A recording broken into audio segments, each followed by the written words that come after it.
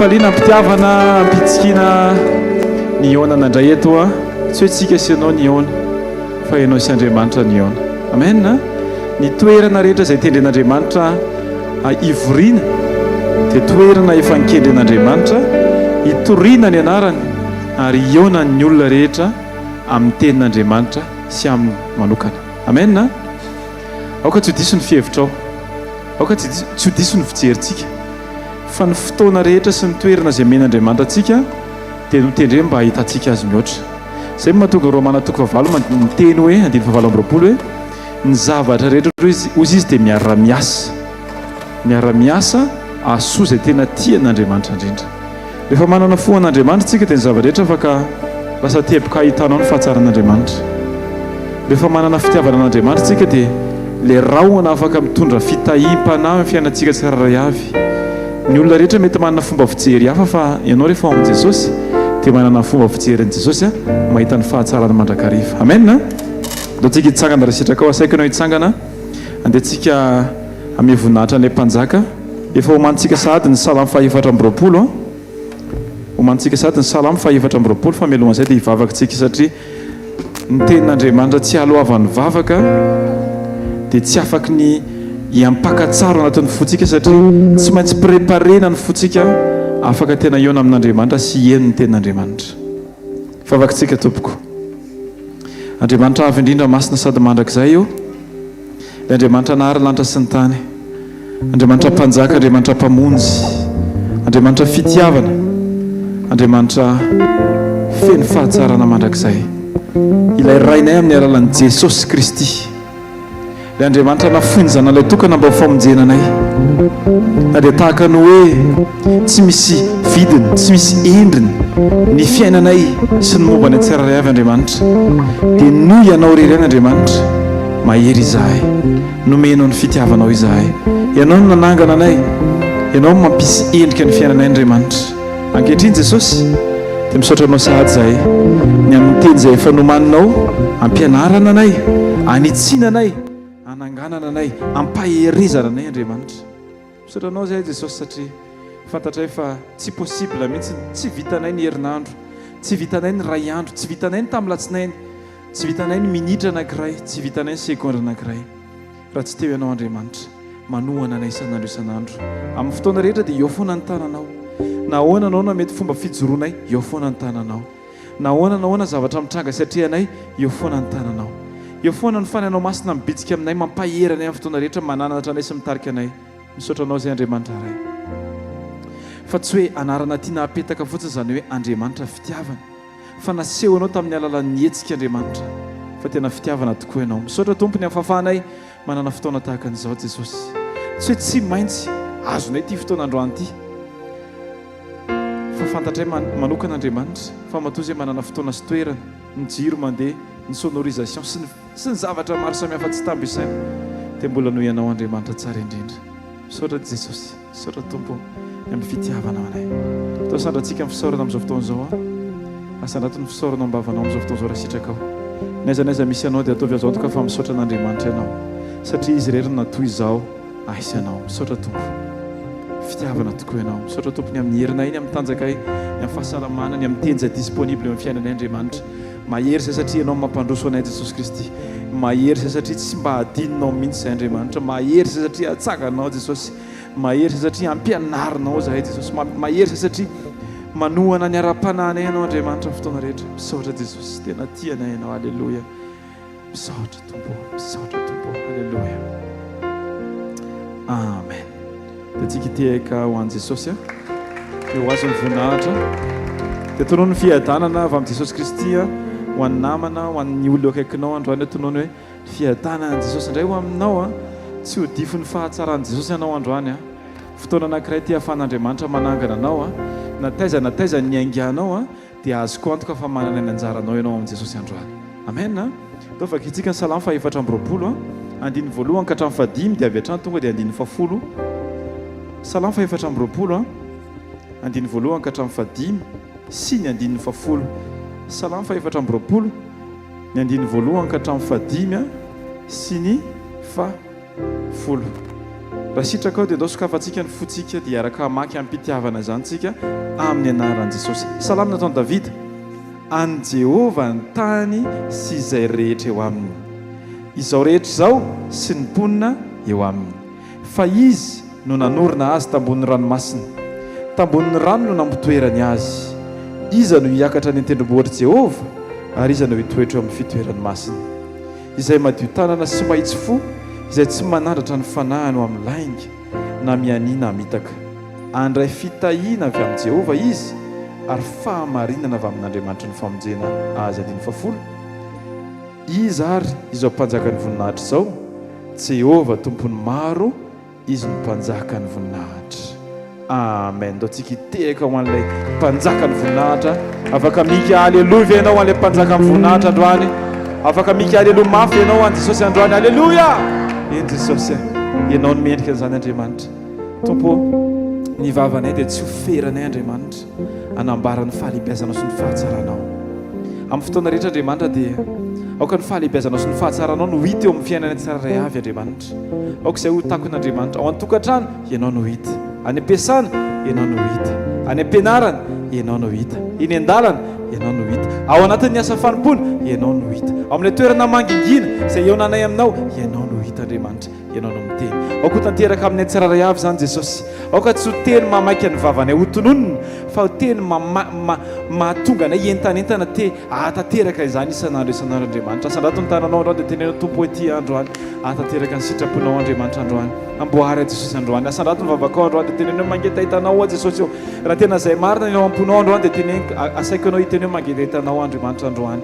Raha mbola tsy izay ny ao am-ponao dia tenenao amin'ny fahatsorana izy izay ao anatin'ny fonao Tompo ampianaro Tompo ampitomboiny hetahitako anao Andriamanitra. Satria tsapako fa ao aminao ny ananako fiainana marina Andriamanitra. Sady fantatro Jesosy fa ny anton-dianao tetỳ an-tany dia ny ahafahako manana fiainana, tsy fiainana tsotsotra fa fiainana be dia be, feno anao, feno fahatsaranao, feno fahalehibiazanao, feno fahasoavanao Andriamanitra. Aoka fotoana anankiray ty Andriamanitra izay atonga ahy miha-manakaiky anao sy miha-mahita anao Andriamanitra. Amin'ny anaranao Jesosy, masina tsy miova ary mandrakizay. Aleluia. Amen. Nasandrato ny tananao dia ataontsika hitehaka ho an'i Jesosy Kristy irery ihany. Aleluia. Feno fanajananao zahay iray malala,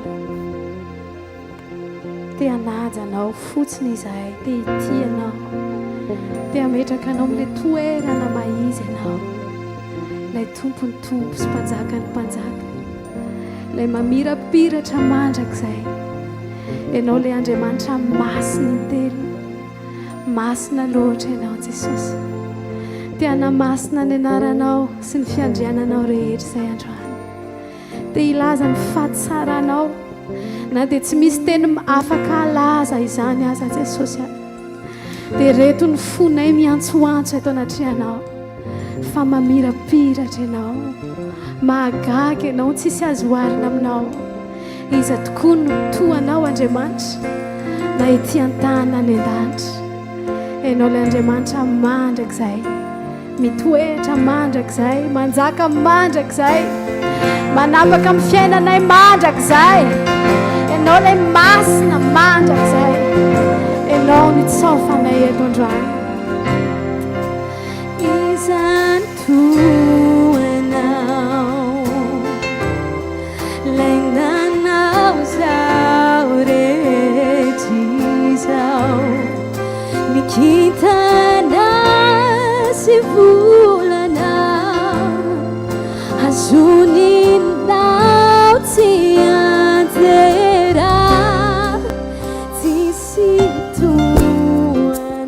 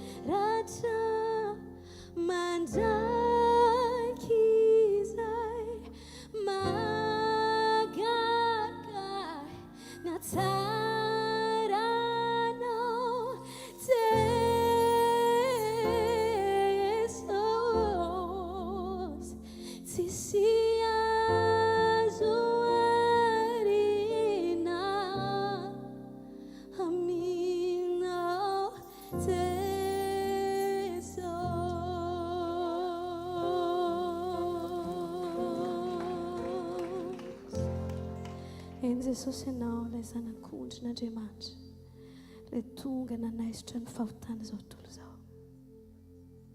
Misaotra ny amin'ny famonjenao, misaotra ny amin'ny ainao izay natolotra ao anay Jesosy.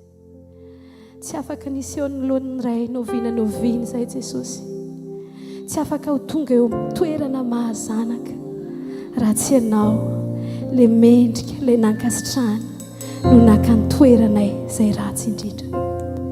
Jesosy aty hisaotra ny amin'ny famonjenao izay natotonao tao ny herinao rehetra sy ny maizy ianao Jesosy natao tsinitsiny mba hanananay fiainana sy fahatsapana androany fa voavela heloko izahay. Raha teo toy ny zava-mananaina rehetra izay Jesosy dia navahanao satria nataonao nitovy endrika taminao, fa tsy vitan'izany fa nalainao teo amin'ny toeran'ny mpanota mpiodina mba ho tonga lasa zanaka mpandova. Te hisaotra n'izany izay Jesosy. Misaotra ny amin'ny famonjenao, ny amin'ny raha nalatsaka ao Jesosy. Misaotra Jesosy, misaotra Jesosy fa ny rahanao ny manamarina anay, tonga fitafiana ho anay ny rahanao Jesosy, satria ny rahanao dia fitiavana manarona fahotana maro. Eny Jesosy, tsisy afaka miapangana intsony na ny lasanay ara, satria Jesosy afafanao na dia mena tahaka anjaka aza ny fahotanay dia nidiovinao tahaka noram-panala. Misaotra Jesosy, misaotra Jesosy.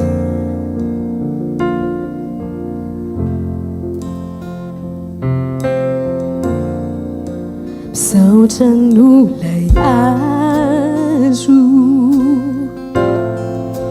vidiny naloanao, nitondra ny eloko ianao, fahasoavana natolotrao hoay. Misaotra nolay fity, tananao voafantsika, tananao voafantsy, notiovinao a Jesosy, notiovinao ao, zao fantatro ny famelake lokao, mendrika ianao, rilay zanak'ondry, eny vonina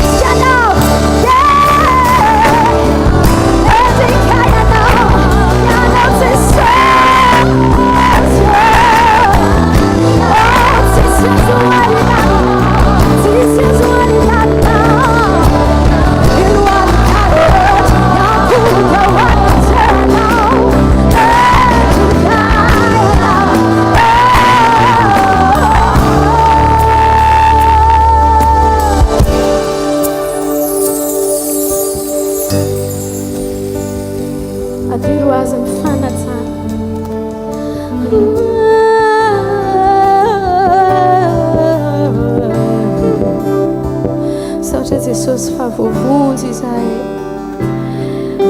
Misaotra Jesosy fa voavonjy izahay noho ny fitiavanao. Dia hitsaokanao manokana izahay Tompo amin'ity hariva ity. Mendrika ianao ilay zanak'ondry eny amboninahitra ianao. Eny amboninahitra ianao manjakam-pandresy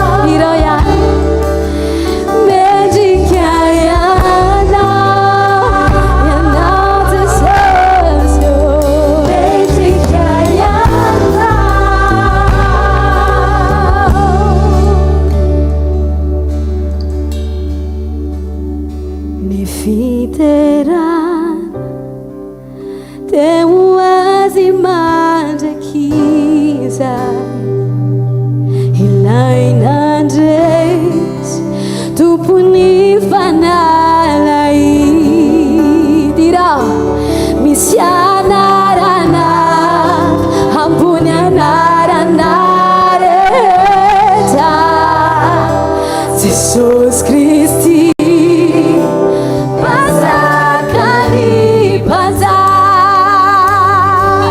Nifidera Teuazi Majakiza Laina Jes Tuponi Fanalai Mishanarana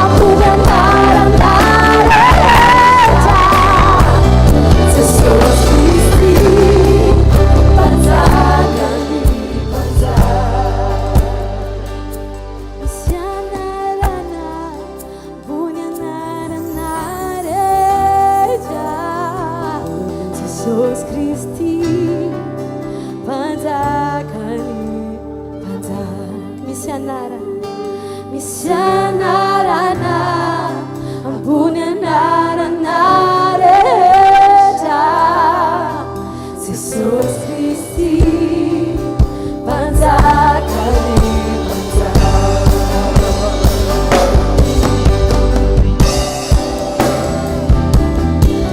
No Jesus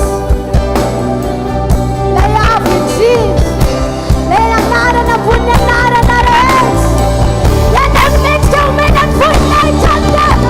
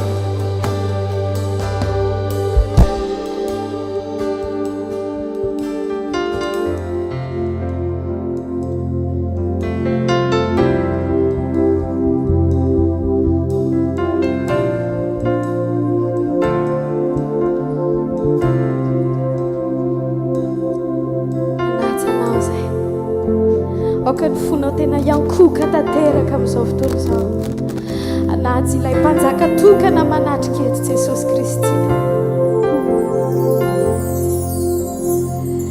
Mifidera teo azy mandrakiza ilaina andresy tompony fanala misy anarana ambony anarana rehetra Jesosy Kristy mpanjakany mpanjaka ny fidera teo azy mandrakizay ilaina andresy tompony fanala misy anarana ambony anarana rehetra anarana Jesosy mpanjakany mpanjaka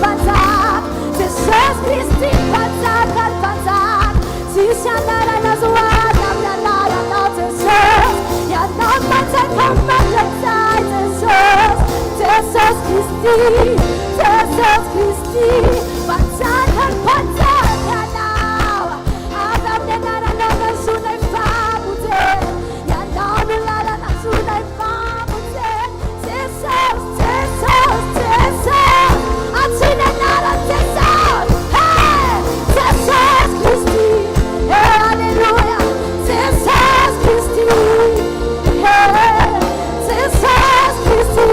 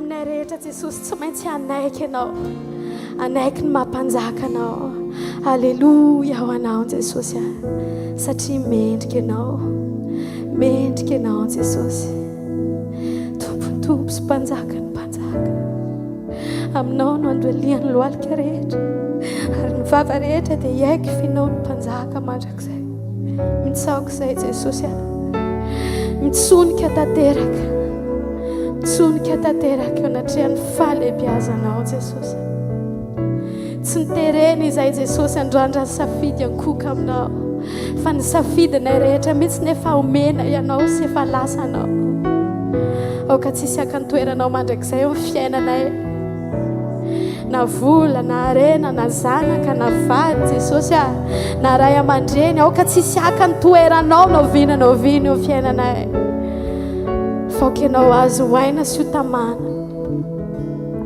satria mpanjaka ny mpanjaka ianao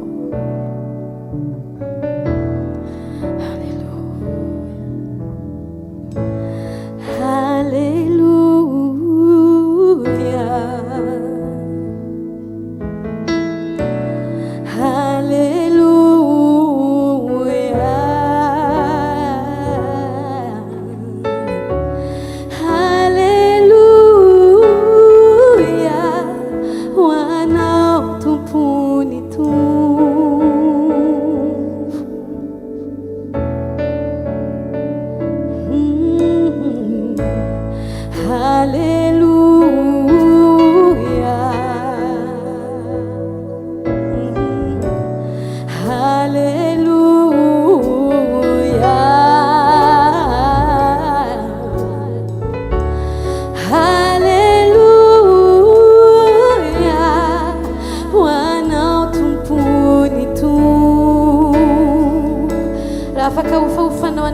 tananao dia iranao hoe alleluia. Oh, alleluia. Aza mierikerika ianao mpanjiny Jesosy fa eto izy.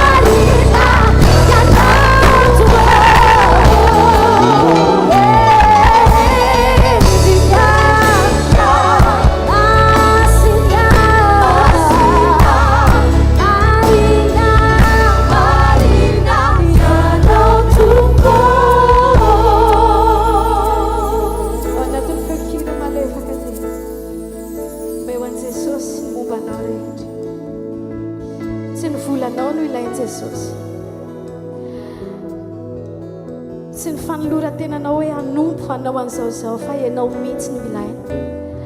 Aoka ny mombanao rehetra ho afohinao an'ilay mendrika omena azy. Indro izay Jesosy amanatitra ny fanatitra.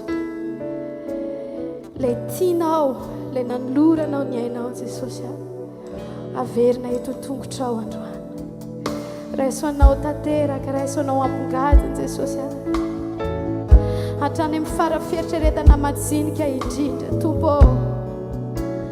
Raiso mba ho ankasitranao, aoka ho tonga ankasitrahanao izay Jesosy afaka anatona ny ray izay noho ny amin'ny alalanao androany ho anao ny voninahitra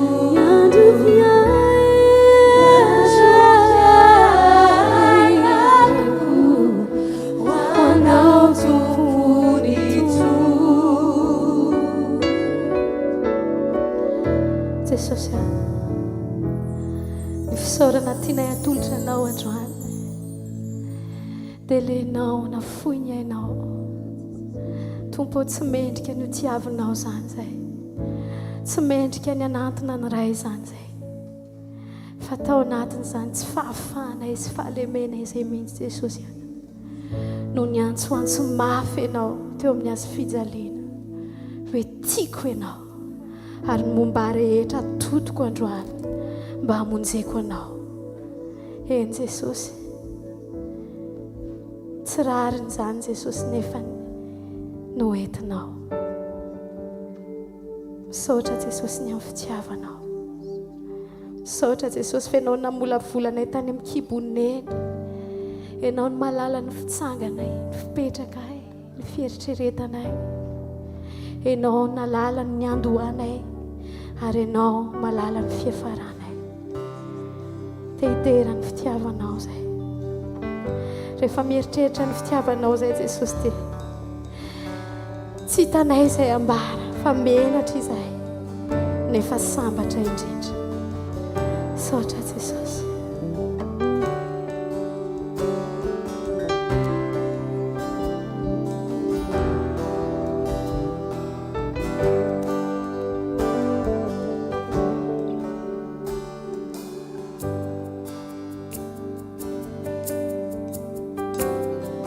Toi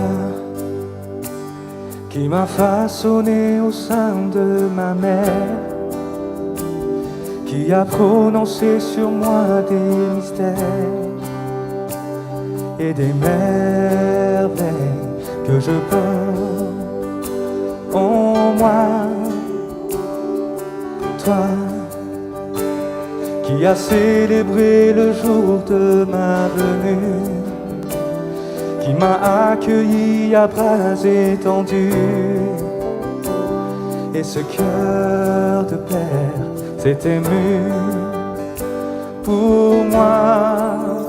Oh toi qui m'as vu te renier pour me perdre, tu ne cessais de crier dans le désert que tu m'aimais et que comptait pour toi. Oh toi qui ne considère plus ce que j'étais, mais qui regarde à ce que je serai comme un sujet d'honneur et de joie. Toi qui as semé dans ma vie des trésors et le précieux don que souvent j'ignore, tu me bénis, oh tu feras encore.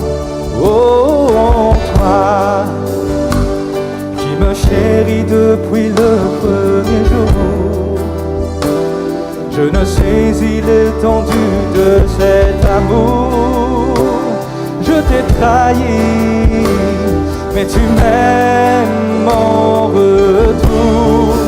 Oh, toi qui m'as vu te renier pour me perdre, tu ne cessais de crier dans le désert que tu m'aimais, que je comptais pour toi.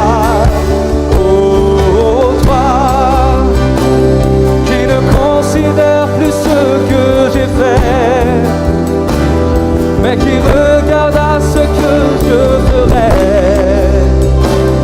comme un sujet d'honneur et de gloire. Tu m'as élevé comme un fils, aimé de tout ton cœur. Je t'ai rejeté tant de fois. Je t'ai pu considérer, souvent même accusé, rejetant mes erreurs sur toi. Tu as mis ton nom sur mes lèvres pour que je le célèbre. Je l'ai oublié tant de fois. Malgré tout l'amour que j'ai eu, tout ce que j'ai reçu, je n'ai pas eu d'égard pour toi.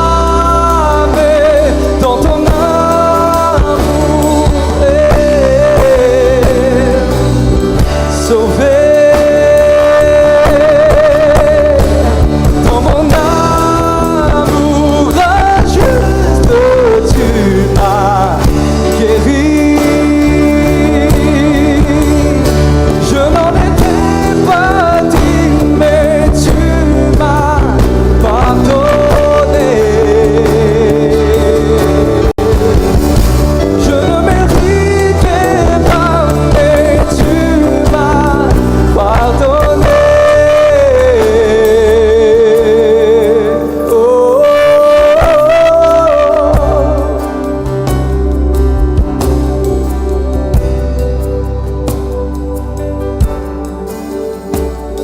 Mon Père, je veux te remettre ma vie entière. Je ne veux plus retourner dans le désert. Je t'appartiens, c'est toi que je sers. Oh Père, tu es ce que je désire aujourd'hui. Et plus que jamais, je ne t'oublie. Tu es mon Dieu, tu es toute ma vie, toute ma vie.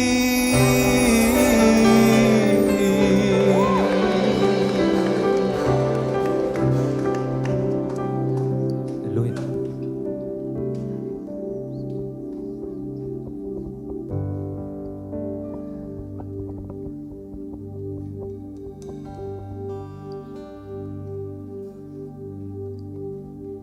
Alléluia. Ndao tsika itiaka mafoany Jesosy. Alléluia. Tonga amin'ny fotoantsika amezana voninahitra ho an'i Jesosy fijoroana vavolombelona voalohany aloha pasteur Rija ny France tao anatin'ny sekoly tamin'ny latsinainy dia rehefa vita ny toroteny dia niteny ny mpanompon'Andriamanitra hoe miteny Jesosy hoe misy olona eto sitrana amin'ny aretiny izao. Dia tao anatin'izay izy 5 andro.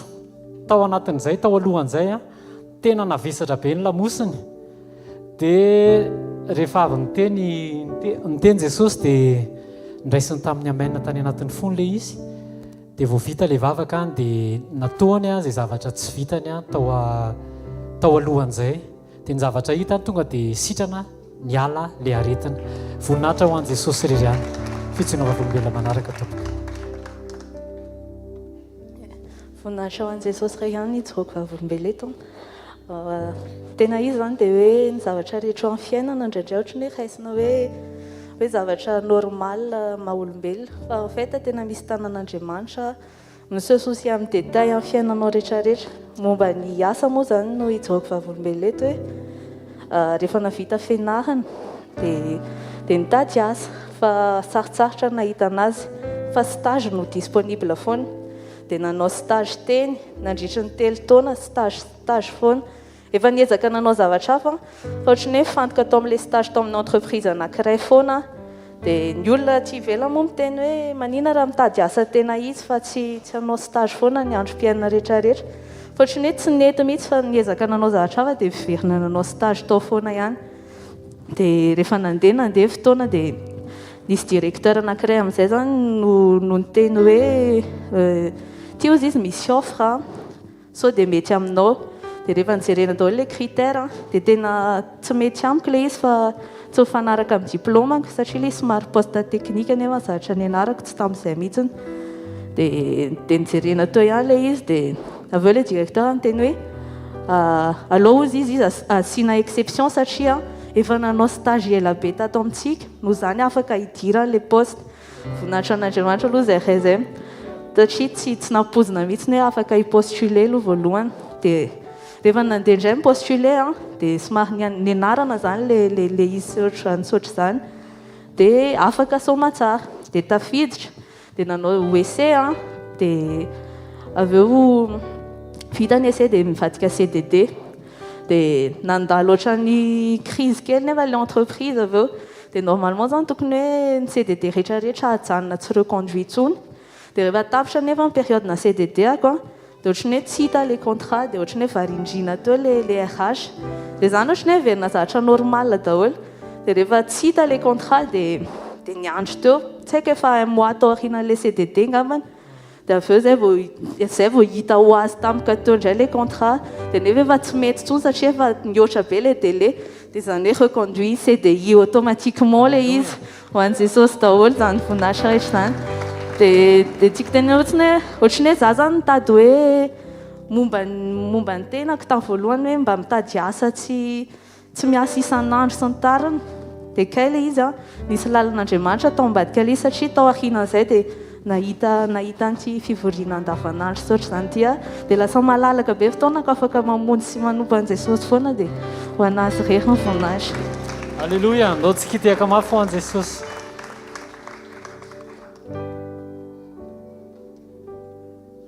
Voninahitra ho an'i Jesosy nijoroako vavolombelona eto fa nandeha namonjy olona natao didiana zany césarienne tany a Belle-sur-Turbine dia raha le maha-olona no jerena tena hoe tsy velona intsony satria didiana izy taloha kely fotsiny fa tamin'ilay teo hatrety amin'ny ambavafo ety ka hatraty ambany ety dia tao anatin'ilay izy koa alefandry zareo ilay ventilateur tao aloha dia efa nanomboka hoe tsy velona efa hoe tsy velona dia teo no hoe niteny azy hoe aza misaraka amin'i Jesosy aza misaraka amin'i Jesosy dia natsoina daholo talohan'izay aloha ny izay olona rehetra hoe tao mivavaka mila vavaka izay satria any alavitra be any zany tsisy nizaniza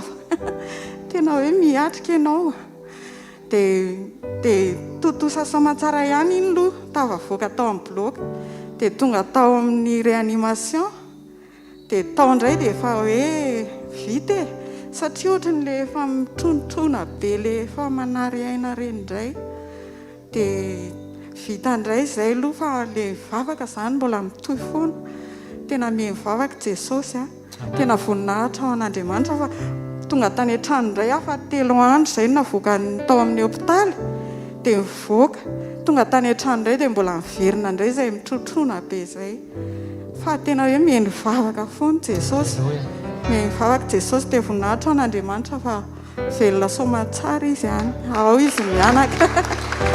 Alleluia.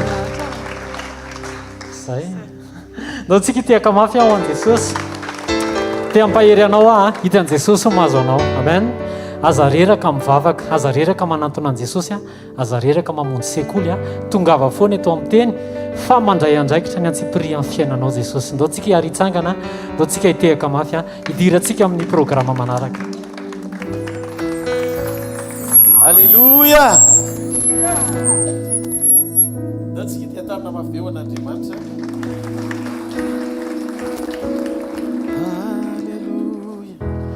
Ao fofany amin'ny lanitra ny tanao dia ndao tsika hisaotra ny mpanjaka sy tompony tompo. Izy le mendrika ekofa ny nofo rehetra, izy le mendrika ho amin'ny fiderany nofo rehetra. Aoko izay manam-pofinaina nandratra ny tanany any amin'ny lanitra hisaotra an'Andriamanitra. Teneno Andriamanitra hoe magaga ny asanao, indre tsy takatry ny saina loatra ny famindram-ponao. Tsy voatery ho takatry ny saina iny zavatra rehetra, fa ny zavatra azona iantoka dia izao: rehefa eo amin'ny fiainana ianao ka niantso anao izay dia nivalianao izay. Matoky loatra ianao fa na dia eo amin'ilay fotoana farany azy eritreretan'ny olombelona fa tsisy intsony ny azo atao, ianao mivaolana ambony vaolana rehetra. Afofany amin'ny lanitra ny tanao dia makasitrany mpanjaka anao. Aoka ny fonao ka sitraka sekoky eo anatreny fiandrianana sy ny fahalebiazana noho ny fitiavany sy ny famindram-pony famatoky izy. Mendrika anao Andriamanitra, mendrika mandrakizay ray sy ny fiandrianana sy ny fambonina, ny famendrena, ny fiderana, vokatry ny fona rehetra, ilazanay sy anambaranay ny fahamasinanao mandrakizay. Fa mendrika anao mpanjaka, mendrika mandrakizay. Misaotra amin'ny famindram-po, misaotra amin'ny fitehirizana, misaotra amin'ny fiarovana, misaotra amin'ny fampijoroana, misaotra amin'ny tanjaka, misaotra amin'ny hery, misaotra amin'ny fahasoavana, misaotra amin'ny zavatra rehetra. Amin'ny anaran'i Jesosy Kristy avy any Nazareta. Amen. Ndao tsika ity tanana mafy be ho an'Andriamanitra. Miangavy ianao azo toerana. Alléluia. Andrinarivo tsika dia manana vahiny avy any Afrika du Sud, Pasteur Mindert sy ny mpiara-miasa aminy. Ndao ity tanana mafy be ho an'ny tompo. Zareo tsy mahafoy atsika mihitsy fa miaraka amintsika foana. Ary raha pitso maraina zao dia ho voninahitr'Andriamanitra izy nitondra ny tenin'Andriamanitra amin'ny Super U Analakely. We are welcome, sir, at home. Yes. God bless you. We love you. Thank God for your life. And just we say, we love you. Ndao tsika ity tanana mafy be ho an'ny tompo ny amin'ny fisiny izy ireo. Amen. Mazotoerana ary ary soavetrantsika amin'ny tenin'Andriamanitra. Androany dia zara amintsika zavatra anankiray inoko fa ampitombo atsika sy ampitoetra atsika amin'ny fahasoavana. Tsaroa fa olom-boafidy ianao. Olona ina hoe ianao? Avy ireny hoe olom-boafidy ahako. Misy zavatra ho zaraiko androany inoko fa tonga anao tena hoe vehivavy mahery sy lehilahy mahery ny finoana. Tsy azo ny zava-misy ozongozonina fa hijoro an' Jesosy hatramin'ny farany. Raha ianao izay olon izay mba atao voatra izao ny tananao, dia hafa mafy eo an-tompo ary. Ho zaraiko ilay izy. Misy tenin'i Jesosy ozy Jesosy amin'ny Jaona 15:16. Tsy anareo ozy izy no mifidy ahy fa izy za no mifidy anareo. Dia za ozy izy rehefa mifidy anareo dia nanendry anareo mba handeha sy amo aretany vokatrareo, mba omeny rainareo izay ny an-danitra anareo izay angatahanareo amin'ny anarako na inona na inona. Ny tombontsoa an'ny olom-boafidy izay no afatra androany. Ny tombontsoa ananan'ny olom-boafidy ao amin'i Kristy. Ianao zany tsy hoe ny fidiny fotsiny amin'izao, fa misy tombony manokana ao anatin'ny fifidianany anao. Misy tombony manokana ao anatin'ny fifidianany anao. Ny tombontsoa manokana ao anatin'ny fifidianana antsika dia ny tenirena mialohan'ny fotoam-pifidianany ianao ho enoina. Anova ny attitude anao zany ao anatin'ny tontolo mivavaka. Satria rehefa hivavaka ianao dia mahazo antoka mialohan'ny fotoanan-doliana fa vonin'Andriamanitra ny iainy sy hamaly anao. Toro tsara ny tanan'izay miaina. Ny fiainonanao dia tsy miankina amin'ny etaetanao mba ho valiana, fanankinin'Andriamanitra tamin'ny fifidianany ianao melohan'ny fotoana ny antsony ianao ka namaly ianao isan'ny olom-boafidy hoenoin'Andriamanitra rehefa miantso azy. Jona 2:12 Baiboly dia milaza sa metraka an'izany mazava. Tsika rehefa novidin'Andriamanitra ho azy eo amin'ny Kristy Jesosy, ny ray dia mifidy antsika eo amin'ny Kristy. Inona no antony izay fifidianana izay? Hojerentsika ny Petera voalohany. Boky Petera voalohany 2:2, ny 9:7 ka hatramin'ny 9:10, Baiboly dia milaza fa ianareo kosa dia taranaka voafidy, fanjaka mpisorona, firenena masina, olona nalain'Andriamanitra ho an'ny tenany, mba ilazanareo ny hatsaran'ilay niantso anareo hiala tamin'ny maizina ho amin'ny fahazavany mahagaga. Andriamanitra dia nametraka zavatra sarobidy ao anatsika tamin'ny fifidianany. Tsika tsiray avy reto zany dia nifidian'Andriamanitra rehefa nandray an' Jesosy ho tompo sy mpamonjy ny fiainantsika manokana. Isika dia nambara fa taranaka voafidy hozy izy ny Baiboly. Tsy anareo no mifidy aho izy fa izaho no mifidy anareo. Voafidy isika ary ny antony natonga antsika ho eto ambony tany ity satria manana tanjona ho anao manokana Andriamanitra. Ary ny Baiboly dia milaza fa tsy misy afaky ny anantona an' Jesosy raha tsy efa nitaon'ny fanandray izy any an-danitra. Na ny fanatonantsika azy na ny fanekentsika amaly ny antsony dia samy tsy avy amintsika fa asan'Andriamanitra avokoa. Mila fantatsika tsara fa isika dia nametrahan'Andriamanitra zavatra ao anatitsika taorian'ny fifidianany. Ianao ve tsy mahita fa itsika izao amin'izao andro faran'izao dia miorina sy miaina ao anatin'ny tontolo raha ny hita maso dia tontolo mandisy fanantenana. Zavatra tsy niainan'ny razambenao tany aloha tany ataontsika hoe ny dadabe ny dadabenao sy ny hatramin'ny raha bebenao sy ny dadabenao tany amin'ny lasa tsy miaina ny zavatra iainanao zao. Ny olona tany aloha tsy mahafantatra an'izany atao hoe cache-bouche zany, fisaka manao cache-bouche ianao dia verina fa dokotera andeha andidy.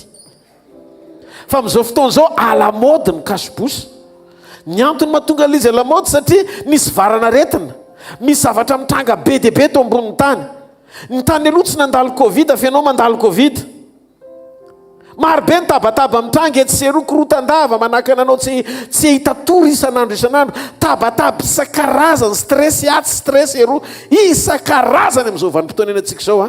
Be dia be ny zavatra mitranga mampikorotana amin'ny fiainan'ny zanak'olombelona. Naiza le ninninona zavatra rehetra atao dia andrenesana fitarairana avokoa eto amin'izao tontolo izao.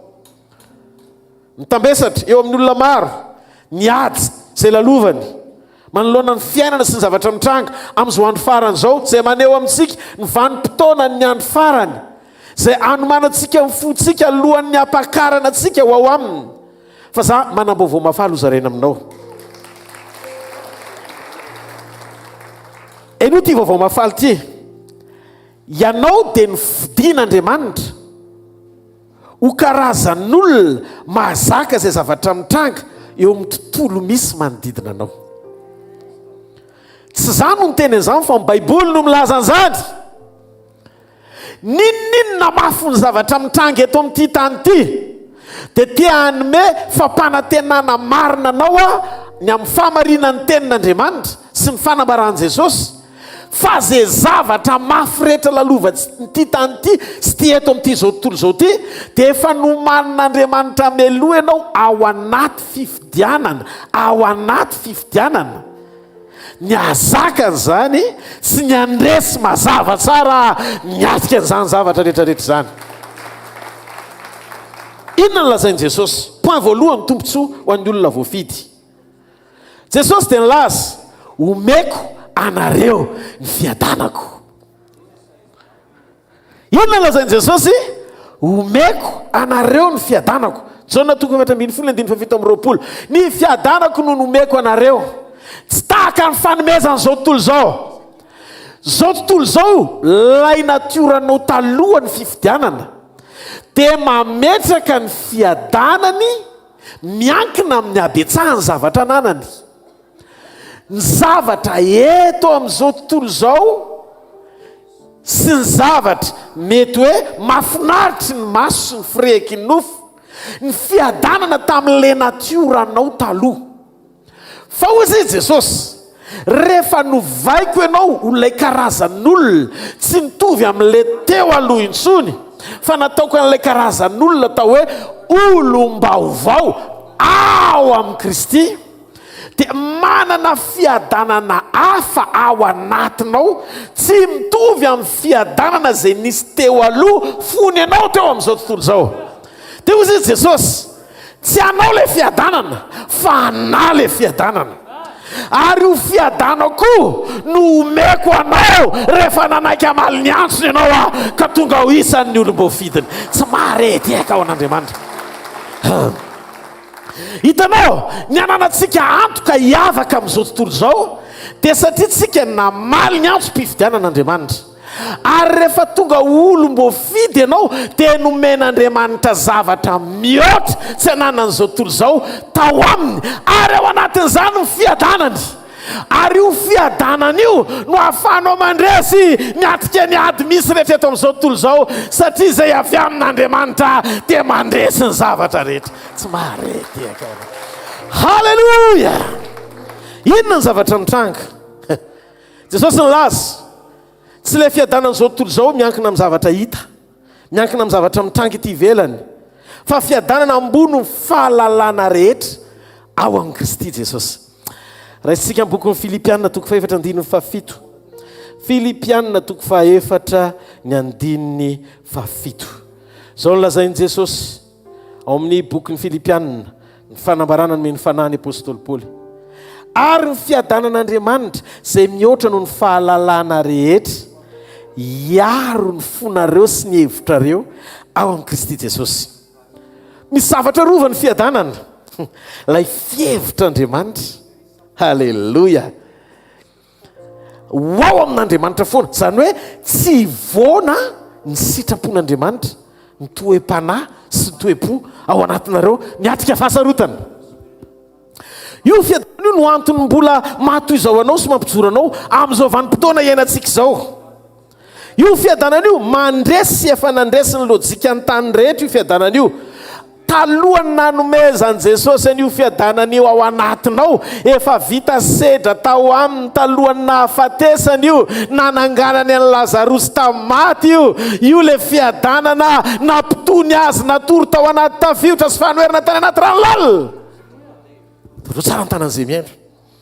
Toy izy Jesosy, ny fanomezako ho anareo dia tsy mitovy amin'ny fanomezana izao tontolo izao, fa izay fahafenona ato anatiko na Kristy Jesosy no omeko anareo so ao anatinareo amin'ny alalan'ny fanahiko. Romanina toko 5:5. Fa ny fanantenantsika dia tsy mba mahamenatra, tsy mahamenatra ny fanantenantsika satria ny fanahin'Andriamanitra no nentiny nampidina ny fitiavany ho ao anatsika. Fitiavana vokatry ny fanahy, ary ny vokatry ny fanahy atao hoe fitiavana ao amin'ny Galatiana 2:22 tafiditra anankiray ao anisan'ireo vokatry ireo koa ny atao hoe fiadanana, izay fanomezana nentin'Andriamanitra ao anatinao. Ianao zany matona alefan'Andriamanitra mbola ho isan'ny olona hiaina amin'izao andro farany izao ao anatin'izao tebotebon'ny Covid, valana rety mandringana, fahoriana mitranga, fahantrana misy eto amin'izao tontolo izao. Anisan'ny olona napetra no eto ianao ary fidiny atika an'izany, satria fantatr'Andriamanitra izay nataony ao anatinao fa mahery vaika tsy haringana anao ao anaty fampahoriana izany. Tsy mahareteka ao an'Andriamanitra. Halleluja! Hozy Jesosy, inona ny force-ny Jesosy? Ny force-ny Jesosy dia satria izy ny obeira ny rainy foana, izy nakatoy ny rainy foana. Zona toko 4:7. Ny mahatonga azy miramirana, voatahiry ilay fiadanana na omfoana izy tamin'ny zavatra rehetra, satria tsy nanaiky izy ampanaiky ny fony ao anatin'ny tontolo niota ny sitrapo. Tsy nanaiky izy ny anolotra ny fony ho tafiditra ao anatin'ny fanekeny ota ny sitrapo. Voalaza amin'ny Baiboly amin'ny Zona toko 4:7. Fa izay miaraka amiko dia eto amiko mandrakariva izy, satria za manao izay sitrany. Rehefa miaina ianao ao amin'ny tontolo ny fakatoavana n'Andriamanitra, manao arak'izay sitraky ny fon'Andriamanitra mandrakariva, ny zavatra azo antoka dia izao: tsy manque assistance divine zany ianao, tsy foana ny fanotronan'Andriamanitra zany ianao, tsy mahareteka ao an'Andriamanitra. Ataodro ny tanantsika afaka miditra lalindalinatsika. Tsika rehefa tonga olom-bovonjy ka nantsoina hoe olom-boafidy dia nataon'Andriamanitra atao anatsika tamin'ny alalan'ny fanahy masina ny fiadanany. Mifankahita amin'ny fiadanany sika rehefa tsara fiombonana amin'Andriamanitra. Ny kalitaon'ny communion dia maritra ny kalitaon'ny fiasan'ny fiadanana, mifankahita amin'ny fiasan'ny fiadanan'Andriamanitra ao anatintsika ao anatin'ny toe-potsika lalalao, zany hoe miasa amin'ny toe-panahy, miasa amin'ny toe-panahy araka an'Andriamanitra ny fiadanana, miasa ao amin'ny toe-panahy araka an'Andriamanitra ny fiadanana. Tsy mifankahita ianao sy le fiadanana na zanak'Andriamanitra azy ianao raha sanatry mbola mivelona sy miaina ao anaty fahotana ihany tsika. Miody dia tsy hoe mamafa n'le fiadanana, fa ny fanomezana avy any ambony avy amin'ny raha ny fahazavana dia tsisy hanenenana ary tsy misy aliko ny fihodinana hozy izy Jakoba. Fa saingy tsy mifankahita amin'ny fiadanana ianao satria lasa nyaina tao anatina favarim-barianana, zakan'ny Satana an-tsafidy iaina eo amin'ny nofo, fa tsy mifankahita amin'le fiadanana satria ny fiadanana vokatry ny fanahy zava-panahy. Ny faneketsika androso sy toetra amin'ny sitrapon'Andriamanitra dia manokatra ny ao anatintsika hifandray amin'ny fiadanan'Andriamanitra. Nareo ve tsy mahita fa rehefa iainanao ny fahamarinany, rehefa iainanao ny fahamasinany, rehefa lavo masaha ianao mandahoto mijoro ianao amin'ny sitrapon'Andriamanitra dia mananantoka ianao ao anaty, renao mihitsy hoe naiza misy ianao ohatra mahatsapy zany ianao hoe tsy rery fa misy Andriamanitra manohana anao, ohatra misy courage zany manosika anao na mafy ny adetrena azonao antoko anatin'ny foa fa assuré victoire anao.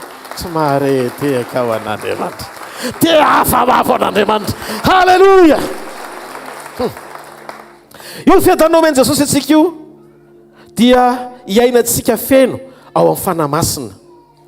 Ny olona mitazana atsika miaina an'io fiadanana io rehefa ao anatsika io, ka le olona mbola eo amin'izao tontolo izao dia miome atsika ry zareo, miome atsika ry zareo. Rehefa ianao mandefitra, rehefa ianao mampangina ny ambopo ao anatinao, rehefa ianao mamela eloko amin'le fotoana tsy tokony hamelany ireny dia mbola amintsika any ianao, dia ozy izy ny baiboly imezan'izao tontolo izao ianao ary manomboka tsy naman'izao tontolo izao ianao satria tsy zakan'izao tontolo izao ny fisian'io aim-panahy sy fanomezan'Andriamanitra io ao anatinao, tsy zakan'izay tsy nomena azy io. Zay mahatonga ny Jona 4:10 ka hatramin'ny 5:17 Jesosy dia nilaza. Jona 14:16-17 ozy izy ny tenin'Andriamanitra. Dia ny fanahy amin'ny fahamarinana zay tsy azon'izao tontolo izao raisina satria sady tsy hitany no tsy fantany fa ianareo no mahafantatra azy satria mitoetra eo aminareo izy no aiza ao anatinareo. Hitanareo ny fisian'io fanomezana ho anao manokana io amin'ny maha olom-boafidy anao dia ampiavaka anao sy ny fijoronao tamin'le natioranao teo aloha, niatika n'le fiainana sy natiora vaovao ao amin'ny Kristy izay iainanao miaraka aminy. Tsika nefa manam-piadanana be ao anatin'le izy satria tsika tsy miaina ao amin'ny nofo fa tsika miaina ao amin'ny fanahy. Tsika malala fa la efa nanomboka ny asa tsara tao anatsika dia izy ihany no mita an'le mission hatramin'ny farany. Mba fantatra fa ny tombontsoa ho anao le olom-boafidy io dia zao tsy tompon'le finoana ao anatiny, tsy zavatra anao daholo le izy. Ianao zany voiture anankiray carrosserie fotsiny n'olombelona eto ambony tany fa quitté be moteur ao anatinao. Tsy maretiaka.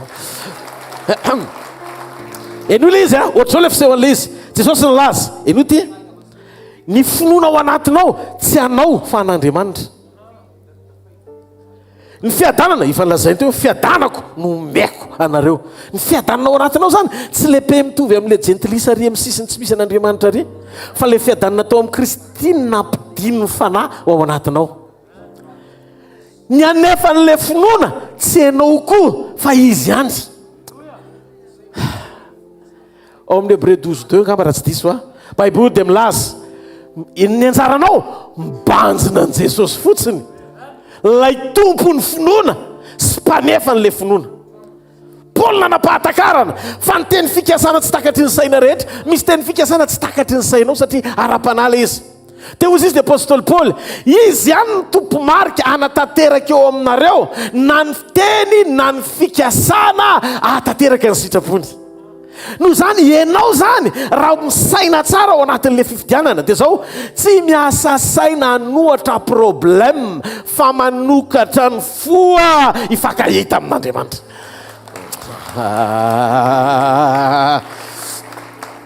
Hitanareo mahatonga ny olona kristianina sahirana be izy, tsy miasa le fanomezana nomeny Jesosy azy ao anatiny satria izy tsy miaina amin'le prinsipa takian'Andriamanitra, anamoran'Andriamanitra ny fankahitanao amin'le fahafenona ao anatinao, fa variny ianao migérer problème mety ivelany. Tsy olana ety ivelany nasain'Andriamanitra ho gérenao, fa olana ao anaty le izy. Ina le olana ao anaty? Raha sanatria ka mikatona ny fonao tsy miombona tsara amin'Andriamanitra. Filipiana toko voalohany 2:4. Ayayayaya, ozy izy ny tenin'Andriamanitra. Ary matoky indrindra fa zay nanomboka asa tsara tao anatinareo no ahatanteraka izany mandra-piavin'ny andron' Jesosy Kristy. Mandra-piveriny Jesosy rehefa Andriamanitra ny nanaiky hanomboka asa tsara teo amin'ny fiainanao dia manohana anao izy mandra-pahatanteraka izay asa tsaran'izay. Ary io tsy misy fiafarany fa mandra-piveriny. Raha mbola isan'ny manam-pofinaina ianao ka olom-boafidy n'Andriamanitra, olona ny fidiany Jesosy, manana tombony manokana ianao hanana an'izao fahatakarana izao. Tian'Andriamanitra nomeny ato anatiko ny fiadanany, nomeny famindram-po manokana afaka hifankahita ato anatiko ny alehibe amin'ny finoany sy ny fahasoavany. Ny zavatra rehetra momba dia tsy misy avy amiko fa avy aminy. Ny zavatra azoko atao dia mampanaiky atsafidy ny ataopoko hitoetra eo amin'ny sitrapony. Tsy marety eka ao an'Andriamanitra. Tsy vanim-potoana no maritra hoe atraizana lehibe ny fiadanana sy ny angezan'izany ao anatintsika tsirairay avy. Marina fa fantatsika reto teny faminaniana voalaza momba ny andro farany reto. Tsy dia mahafinaritra loatra ny mandre an'le izy, kanefa ny zavatra mitranga dia zao manomboka hitantsika ihany koa maso fiatombohan'izany eto amin'ity zao tontolo zao ty. Laza Jesosy ao matotoko 4:20 fa isy arety mandringana, isy horohorontany, isy ady andre ady sy filazana ady nareo korotana samihafa amin'ny firenena amin'ny famely, fahoriana, fahantrana. Retsika ny fitaraina sy fampahoriana mitranga eto seroa. Fa maninona sika ny mbola miaina ao anaty fiadanana miatrika an'izany fa tsy mitovy amin'izao tontolo zao? Ny antony satria amin'ny olom-boafidy atsika dia manana toky sy antoka isika fa mahatoky lay mifidy antsika, mahatoky izy ary tsy hamelantsika orona hijaly mandrakizay zany izy. Mba hafantatrao ve fa ny fotoana eto ambony tany dia fehezin'Andriamanitra noho ny amfisian'ny olom-boafidy eto amin'ity tany ity. Jereo ny tenin' Jesosy. Raiso ny boky Matthieu vetivety, tombontsoa ny olom-boafidy. Matthieu 4:20. Ny 9:1-20 ka 9:2-20 amin'ny anaran'i Jesosy. Fa amin'izany andro zany dia isy fahoriana lehibe zay tsy mbola nisy toa azy hatr'izay ny andohany zao tontolo zao ka mandraka ankehitriny sady tsisy intsony. Ary raha tsy efa noafoezina zany andro zany dia tsy misy nofovonjena fa noho ny olom-boafidy dia hoafoezina zany andro zany. Dia ndao ny tsika isainy ohatra ny teteny amin'izao Andriamanitra. Raha misy olom-boafidy zany eto ka mandeha amin'ny sitrapon'Andriamanitra satria noho ny fahoriana dia mivoana amin'ny programan'ny olona, mivoana makany amin'ny fanaon'ny olona. Ka na olom-boafidy azy izy dia tanteny devoly hiverina ao anatina noho ny distraction fa vanimbaryanana dia tady hiverina hitovy amin'ny fanaony jentilisa. Lasa normal aminao mangalatra manotsolotra, mandainga mamitak'olona. Lasa tsy karazan'olona tsony ianao miaina amin'ilay karazana tian'Andriamanitra iainana maha-olom-baovao anao. Ataonareo tsara ny tanan'izay miaina. Dia hitanareo, ozy izy Andriamanitra, mafy le endriky ny fampahoriana misy eto amboniny tany arakaraky ny androsoa ny vanim-potoana iverenany Jesosy. Andriamanitra nefa ny te gagnenao au maximum possible. Tiana Andriamanitra ianao ho tena tsy aina mitovy amin'ny gentlisy fa iaina amin'le natioranao vaovao. Ahoana ny ataovan'Andriamanitra an'le izy? Kitian'Andriamanitra ny fotoana hafanganiny be. Ianao ny mahita an'izany amin'ny enina maraina ka hatramin'ny enina arivo ohatry ny adiny roa taloha. Amin'izao vetivety kely ny fandeha amin'ny fotoana mihodina angana amin'ny fotoana dia raha vao taraikiraiky ianao dia tsy maharaka hatramin'ny farany zavatra tokony atao satria tsy ampy ny fotoana. Mety tsy ampy ny fotoana mahatonga ny fotoana afoeziny io. Tsy hoe ny fotoana ny te ho fohy fa Andriamanitra manafohy ny fotoana noho ny amin'ny fisina ho eto an-tany satria tsy tian'Andriamanitra ianao hifantoka hiaina be amin'ny vie confort eto ambonin'ny tany mandrakizay izany. Fa tian'Andriamanitra ianao hametraka ny lanja ny fiainana any ankoatra sy ny fiarahanao aminy satria probleman'Andriamanitra hatramin'ny voalohany veriny mandrakizay izy fa tsy veriny tany akory izy. Tsy maharedy eka ao an'Andriamanitra. Azonao petraka izy zay no mahatonga anay ny rahana tsy ampitodika anao eto an-tany fa ampiandrandranao atokony lanitra. Ny antony tsy anjaranao ny mihevitra ny fiahinanao fa ny zavatra rehetra ilainao hiatrehanao ny fanoherina rehetra efa ao anatinao avy aminy. Ny zavatra andrasan'Andriamanitra aminao mijoro am-patokina mandeha amin'ny fahamasinana, miaina amin'ny fahamarinana, mitoetra amin'ny fiadanana. Fa na inona zavatra mitrangy eto raha foeziny fotoana ny dika an'izay tsy tiany oro mandrakizay eto ianao. Tsy maharety eka ao an'Andriamanitra. Ny fotoana no afoeziny fa tsy ianao akory. Tsy ny fiainanao no afoeziny fa ny fotoana no afoeziny. Halleluja.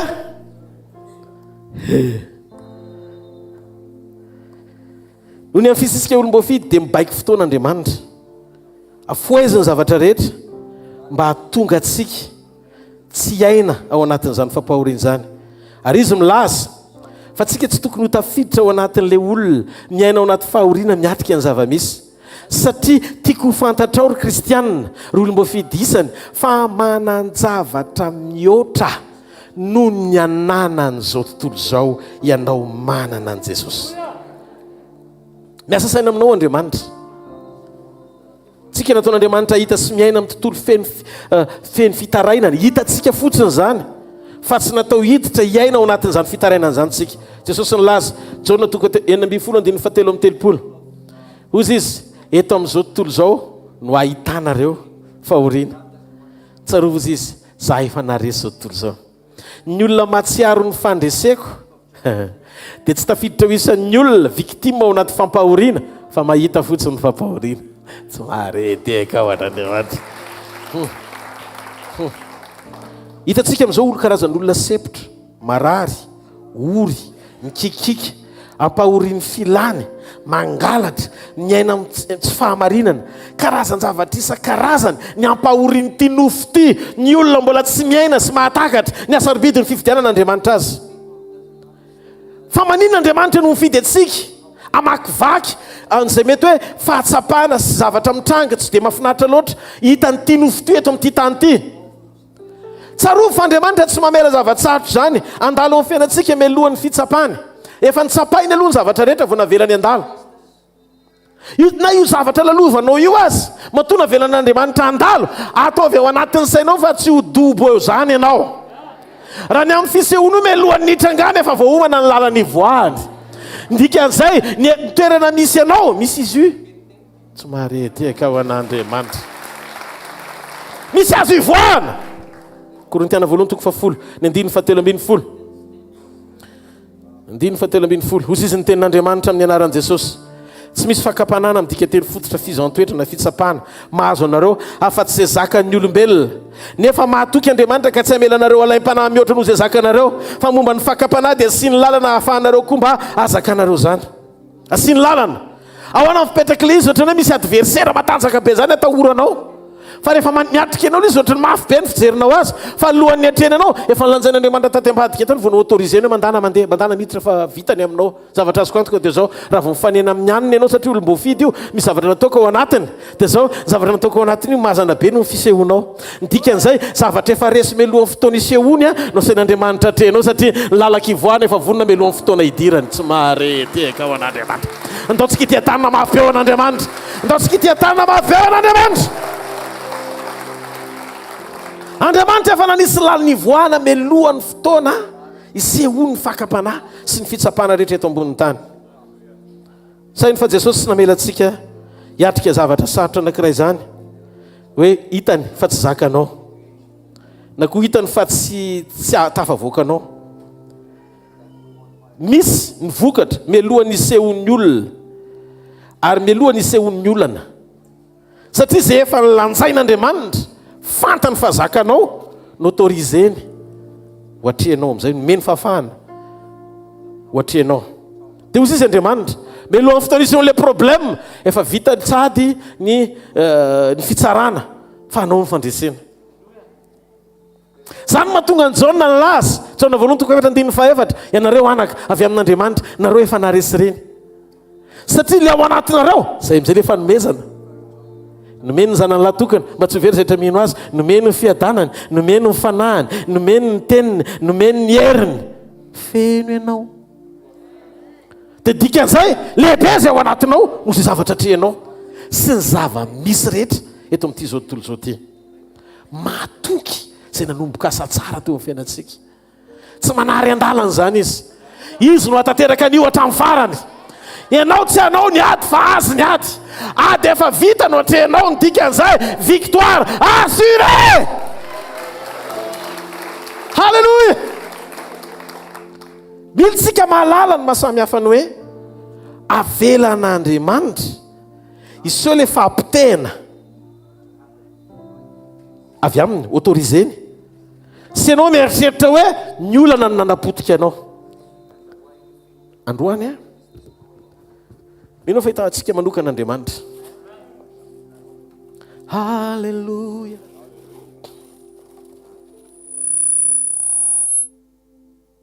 taloha tsara tarehibenao na tonga anao ohatran'io nisy ny sahirana ianao arovana ianao amin'ny valala arovana ianao amin'ny bibikely arovana ianao amin'ny masoandro mba tsy tena hoe le mamay be loatra so malazo melohan'ny fotoana ka tsy tonga tsara ohatr' zao anyme an'le rano ilaina fa zao endrika eo zao dia tsy zao ny fanamperana fa misy tanjona sy antom-pisina matoa mamboly ianao mampamboatra ina le antom-pisina ho tonga divay ranom-boaloboka teotra zao le izy alohan'ny ovany ty voaloboka ty ho tonga jus dia tsy maintsy mandalo hitsakitsaka izy tsy mahalala fa matoa hitsahana hovana endrika ny dikany misy zava-tsarotra ao anatinao fa tsy maintsy sedraina anao vao mivoaka le izy tsy maharety aka ao an'andriamanitra ny sedra autorisé rehetra dia amoananao amin'ilay endrika tian'andriamanitra isehonao manana destination finale tanjona farany tiana hitananao andriamanitra ny ahatonganao ho ao anaty tavoangy fa tsy hitoetra ela ao anaty panier hitanao ty izy io ty voaloboka ty vao manomboka vaky dia tsy miverinao amin'ny endriny teo alohatsony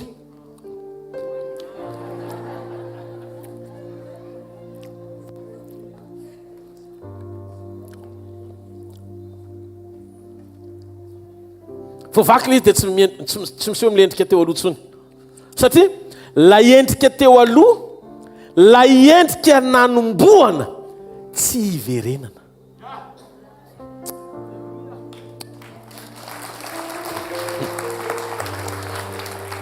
enoy a tsy mitovy ny raisin sy ny vin. Ny raisin voankazo, ny vin jus.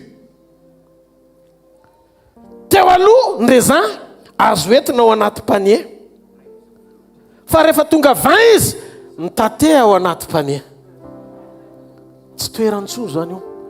Ianao ne zao hoe ao amin'i Kristy novana endrika ianao fa efa lasa ny zavatra taloha, indro tonga vaovao ianao. Dikan'izay na ny toeranao aza na findra toerana, tsy mendrika ianao le toerana vaovao raha tsy miaraka amin'le fanovan'endrika hitovy amin'le endrika vaovao tsisy ifandraisany amin'ny teo aloha fa ao amin'i Kristy. Tsy marety akavananeo. Halleluja. Hitanareo ny antony sedra sy ny zavatra mitranga dia antsanana ireo zavatra tsy tanteraka sy tsy tomombana rehetra, anakatsakana ny fisehonao tsy hitovy endrika aminy.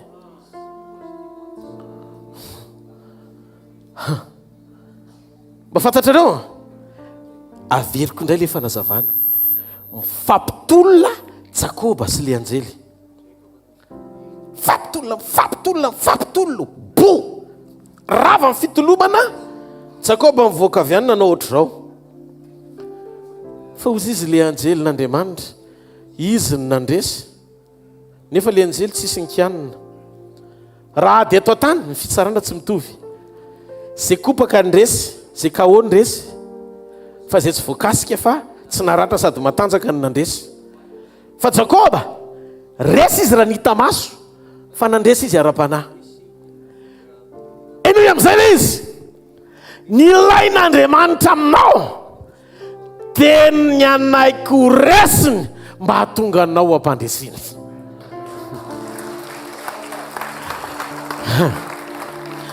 Isaky ny tonga eo amin'ny fiainanao ny tenin'Andriamanitra dia tsy manaiky ianao ampandresiny ny volontény, satria manana choix ianao, manana safidy ianao. Dia tadio zay tsy fanekenao ampandresy an'Andriamanitra zay manalava ny tolona. Ny tolonao tsy tolona miady, ny ady efa resy, fa ny tolonao tolona ampandresy an'Andriamanitra. Misy zavatra tsy azo, misy zavatra tsy azonao zavatra zaraiko. Rehefa manaiky ianao ampandresy an'Andriamanitra amin'ny lafiny rehetra, impossible ianao ho resy amin'ny zavatra rehetra, satria Andriamanitra hatrany amin'ny bokin'ny Genesis dia mampanaiky ny zavatra rehetra eo amin'ny fiainan'ny olona zay manaiky azy. I Adama rehefa tsy nanaiky an'Andriamanitra dia nitoerany zavatra rehetra na ny liona ary tehinana azy. Fa vao nitsangany Noa nanaiky an'Andriamanitra, ny biby rehetra tao amin'ny sa nanaiky tanjozotra tsiroroa ao amin'ny sambo fiarany. Problema n'Andriamanitra tsy probleman'olona ho ampiasainy. Problema n'Andriamanitra probleman'olona tsy manaiky ho zanahany. Zanaka marina makatony rainy, zanaka mihevitra ny fanjakany rainy, tsy terena fa hoampony ny fanatanterahana an'izany. Zanaka tsy manao fisaina mipiasa andray tombony amin'ny rainy, amin'ny mpampiasa, fa mametraka ny fatiantoka ny zavatra rehetra ataony mba ho tombotsoa any rainy. Tsy marety eka ho an'Andriamanitra. Misy zavatra tsy maintsy hovaina ao anatsika, zavatra tsy maintsy hovaina.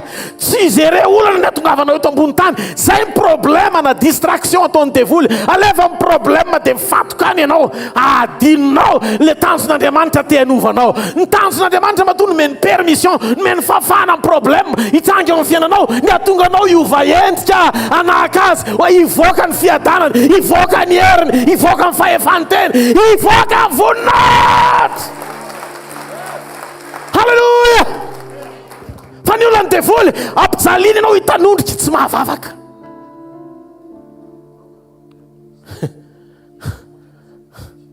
Fa inona loatra ny zavatra mitranga, manandanja mihoatra no fisian'Andriamanitra amin'ny fiainantsika, ka tonga atsika sa ilaza fa tsy mahalala ny tokony ataony Andriamanitra.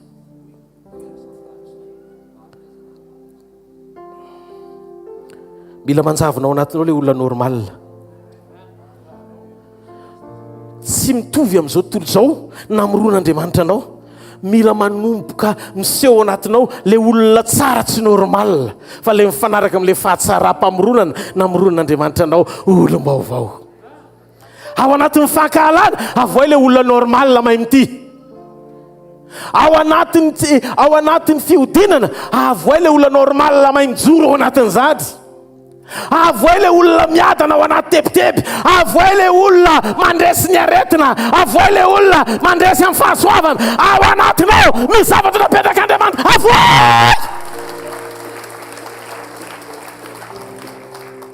Fotoana izao anehoantsika fa manan-javatra ao anatsika mihoatra n'izao tontolo izao. Mihoatra n'izao tontolo izao. Zany nahatongavan'i Jesosy nofo. Aneo amintsika le tena endriky ny olona vaovao sy ny toe-po-kasin'Andriamanitra amin'ny fanandrify amin'izany. Zay mahatonga amin'ny Paoly isaky ny miantso izy dia milaza. Manahafa tahaka ny anafako ny tompo. Midika aza manahaka raha tsisy endriky ny tompo. Hozy izy Paoly, aoka ianareo ho tahaka azy. Nitanjona sy fanaperana indrindra. Tsy olona anao lay tahaka. Fa Jesosy Kristy. Manovola isika ato anaty Jesosy amin'ny alalan'ny fanamasina. Anahaka azy, anahaka ny toetrany. Zay mahatonga azy miteny, tsy maintsy mino aloha vao ny asa ataoko no ataony koa. Zereo Jesosy teto ambonin'ny tany. Tsy normal amin'ny olombelona tsotra. Raha misy marary. Tenao manao kasibosy, mandray ny fepetra rehetra. Zay ny normal. Fandreo ifindran'le aretina. Fa tsy normal fa normal tsara. Ao amin'ny sitrapon'Andriamanitra. Na misy marary ary dia zao ny contamination positive. Ianao indray no mamindra an'le fahasalamana fa le retina miala. Zay no mahatonga le hoe mahery zay ao anatinao no zay misy eo amin'izao tontolo izao. Hitanareo le misy zavatra tsy normal eo amin'ny olona. Fa tian'Andriamanitra ho imposena hoe normal tsy normal amin'ny olona fa le normal araka an'Andriamanitra. Zay le olona taloha sy le olom-baovao. Inona ny tian'Andriamanitra lazaina amin'izany? Rehefa nesorina tao amin'ny voaloboka indray mandeha ny ranony dia tsy miverinao anatin'ny tsony. Rehefa mipitena le voaloboka anankiray amoaka ny ranony dia tsy miverina ho voankazo fruit tsony iny. Misy ny fiovana endrika. Zavatra mitranga tsy misy hitovizany amin'ny teo aloha tsony. Mila manaiky an'izay tsika. Ianao zao tany amboaka, ny aina tao anaty rano. Misy kibo mamanao dia le tao hoe ranon-dohany. Alohan'ny vakiny iny ny ainanao tao. Ohatran'ny trondro ianao anaty rano, rano ny ainanao tao. Magaga tsisy rivotra be malalaka ohatr' izao. Fa toerana terikely tao. Fa velona ianao dia ianao ngeza be io. Fa zao voavoaka tao anao ka vaky ny ranon-dohany tonga dia mena ty ivelany. Dia tsy afaka miverinao tsony ianao hiaina satria efa tontolo vaovao nitondran'Andriamanitra anao. Misy ny teo aloha ary misy ny vaovao. Zavatra mahavariana ny atody akoho fa manomboka voaforme ao anatiny dia mbola kotrehana mandritry ny ray volana latsaka kely io sa 21 jours sa 22 izay. Dia zao kotrehanao le atody fa le tsisy mamana le akoho kely ao anatin'le atody fa manana hery amakina akora rehefa ivoaka izy. Dikan'izay tsy voatery ny raisonnement hoe tsy maintsy mihinan-kanina vao velona.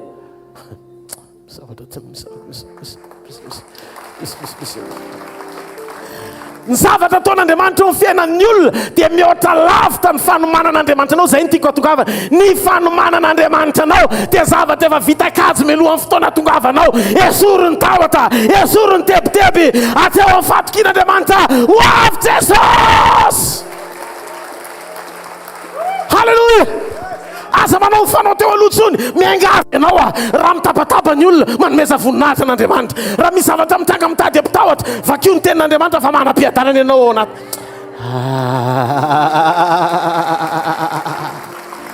Halleluja. Rehefa velona ao amin'ny Kristy ianao misy toetra. Zay le hoe hitanareo tsy mitovy mihitsy ny namoronana ny Apple sy ny Samsung. Tsy compatible. Raha ohatra ka ny zavatra ao anaty Apple no terenao ao anaty Samsung. Aza teren'Andriamanitra ivalide zavatra tsika eny. Amin'ny fomba ahoana? Adama sy Eva nataon'Andriamanitra terenao Eva sy Kristy.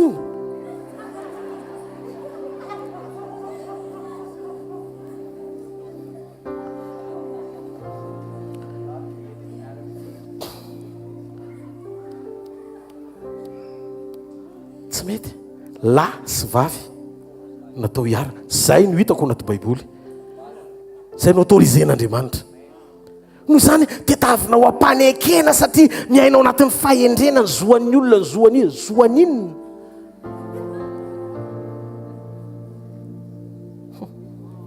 rehefa terenao masaka ny voankazo dia lozotra ny anarany fa tsy masaka izy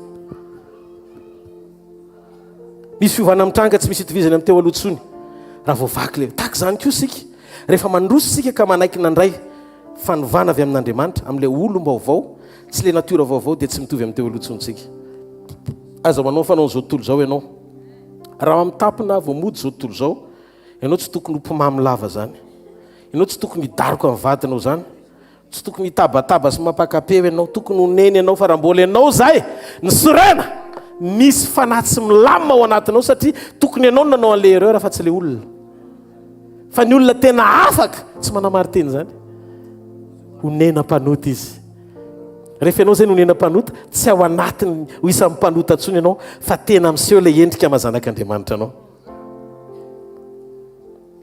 rehefa potika niditry ny voaloboka ka mikorinany juiny dia zay no midika fa io voankazo io dia tsy atao hoe voaloboka itsony na mitovy amin'ny teo aloha itsony efa rava sy lasa ny zavatra taloha tsy misy tsony le siosendrika normal teo aloha zay ahafahan'ny olona hitarafana hoe voaloboka izy ary tontolo tsy azo ny iverenana tsony lay endrika ny elany teo aloha mety misy normal vaovao iainany ary ao anatin'ilo hoe fiaina normal vaovao iainany io dia tsisy itovizany amin'ny teo aloha satria tsy azo ny iverenana tsony le izy miova amin'ny fomba fihinana azy ianao tsy hoe mihinana voaloboka dia mitovy amin'izay koa fihinananao jus voaloboka misy tsakoana fa ny jus tonga dia sotrona noho izany na ny fihinanana azy aza tsy mitovy miova ny toerana tsy afaka hoentina mpanitsony izy rehefa jus fa tsy maintsy atao anaty tavoahangy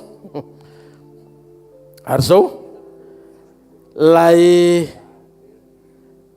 nahafantarana le voaloboka teo aloha dia lasa tsy iverenany tsony iny satria tsy rezan'intsony izy fa lasa vin mampalahelo amintsika dia zao malaintsika ny androso eo amin'le fanehoanantsika vaovao te hifikitra mandrakarivotsika amin'le fahazarana teo aloha matetika zay no mahatonga amin'ny frazysika foana hoe zany hoe mbola olombelona ihany mbola olombelona ihany no fo mandrà nylololanitra tsy maintsy lena mandita amarinina be mihitsy rehefa mba nytanina efa maninonareo manao an'izany zay natanyny tany fa raha tsy zany tsy eto lanitra fa omeko anao ny vavaky Jesosy nety an-tany ho tahaky ny any an-danitra rehefa nifidy anao izy tsy mahareteka ao an'Andriamanitra halleloia problemantsika misy fahazarana zay ny ainatsika nefa io fahazarana io manakana antsika tsy iaina n'ilay fiainam-baovao misy fanehoana vaovao fa ny problemantsika te hifikitra amin'ilay endrika taloha foana misy fotoan'Andriamanitra efa miasa sy mamela ny tranga rehetra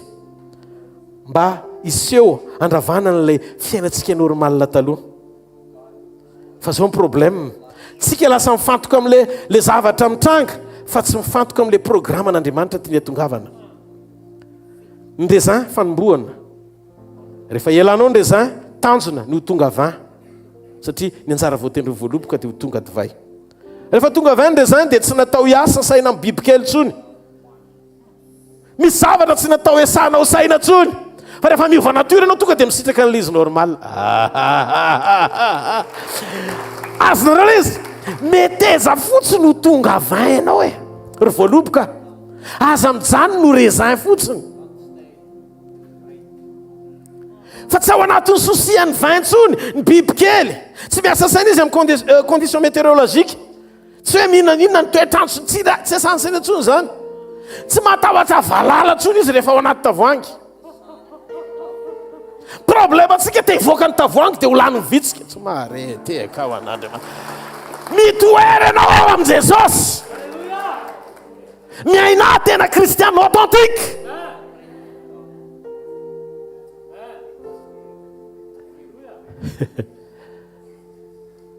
ny fanompona tsy fahaizana mitorotena ny fanompona tsy fahamaikana izara fanompona fandiniatena eo anatren'Andriamanitra hijoroana ny volonten'Andriamanitra miaraka amin'ny toe-po manomana amin'ny fiverenan'i Jesosy sy manana fanantenana ny fanontronan'i Jesosy amin'ny zavatra rehetra izay ataonao. Andriamanitra tsy mitady mpiasa fa mitady zanaka. Zany mahatonga samy laza fa ny antony sedra sy ny fanoherana dia misy zavatra tsara lavitra tian'Andriamanitra hitondrananao. Misy tanjom-panovana ao anatinao ao tian'Andriamanitra hanovananao hifanaraka amin'ilay tena olona mety aminy. Rehefa isika izay no mivavaka hoe tompo ovaya ovaya ovaya ovaya toana vavaka ianao toy izy Andriamanitra ianao mila fanovana zao ary tonga amin'izay mibrisma.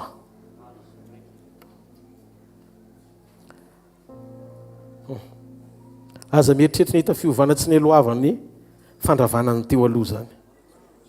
Mila miomana ianao hetsi-jaza milohan'ny fotoana hiterahanao raha vehivavy ianao. Ny alalàna fa manomboka teraka le zaza mihetsika izy.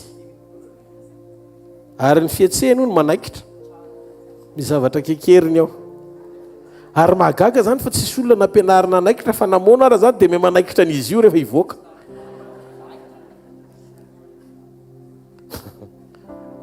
Avelao andalo sedry io. Iny tsy zavatra nangatanao e. Dika zay matoa tsy nangatanao tsy ambany fifehezanao fa misy mpifezy matoa navelany tranga. Tsy marety karangao an'Andriamanitra. Tadidinao problème ny Zoma. Eno ity ho an'izay rehetra mpanompon'Andriamanitra eno ity zavatra teneniko ity. Masoanao meno ity teny ity. Fa manino Zoma naharitra be ny fizahan-toetra azy.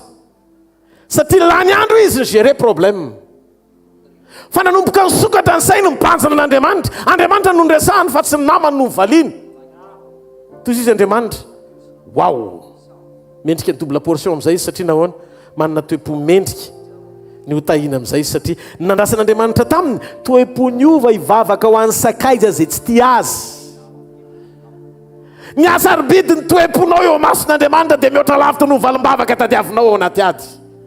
Ianao te hifantoka amin'ny vahaolana fa Andriamanitra te hifantoka amin'ny fanovana. Tsy maharety ka ho an'Andriamanitra. Hay! Ny fanovananao dia misy ifandraisany amin'ny fanekenao iova fo. Job 42 9 10 vakio tsara fa ozy izy Zoma atamin'izay fandrenesany sofina ihany nandrenesako anao fa amin'izao fotoana itenenako izao ny masoko mihitsy amin'izay no mahita anao. Halleluja! Ary nanomboka mivavaka ho an'ny sakaizany Zoma rehefa nahita an'Andriamanitra. Ny fony sy niady tamin'ireo tsony, ny fony sy nangidy tamin'ireo tsony, nanomboka rehefa mibebaka izy nitodika eny anomezany lain'Andriamanitra, tapa-kevitr'Andriamanitra izay very rehetra honerako na tsy nentinao mambavaka azy. Halleluja! Tonga ho azy ny double portion.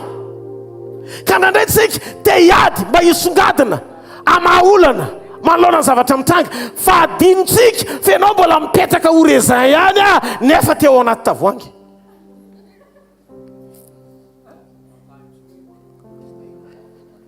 Avereny zao miova ny zavatra rehetra. Avereny miova ny zavatra rehetra.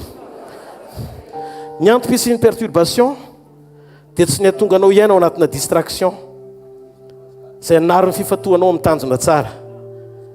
Tadio fa niady ampinoana tsy hamelanao ho perturbe zany Andriamanitra. Fa raha lasa distraction na favarim-barianana ny zava-misy dia tafasaraka anao amin'ilay programa tian'Andriamanitra hanehoananao raha-pitsony. Dikan'izay na ny valiny na ny fikasany na ny fahatateran'ilay izy tsy anao fa n'Andriamanitra. Omeo fotsiny le toe-po. Tafodreo ny tananao omeko fotsiny le toe-po e. Tsy ho lany andro ao manomboka androano e. Andoto fo amin'ny manodidina.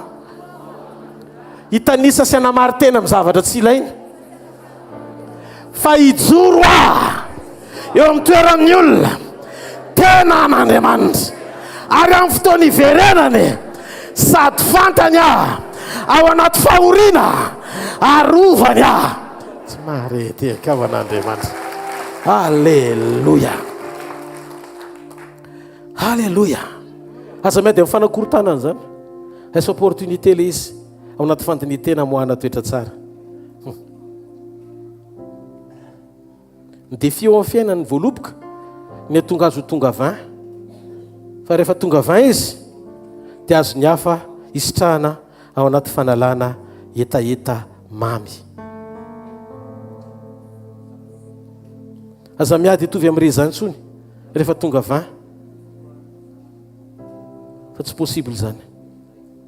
Avela ho lasa ny raisin fa aok'Andriamanitra hitanao ho tonga 20 amin'izay ho azonao le 20/20 eo ampanompona azy.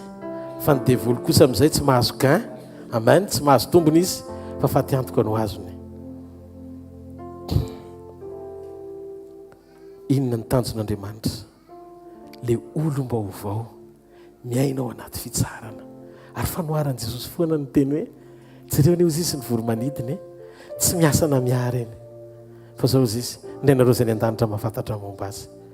Ny fiainanao an'Andriamanitra raha voenao ny ny ainao dia avery azy zany ozy Jesosy. Fa ianao no mahafoy ny ainao noho ny aminy dia gagné an'le izy ianao rehefa avy eo. Noho izany misy zavatra tokony hovitsoranao, misy zavatra tokony hovitsorana.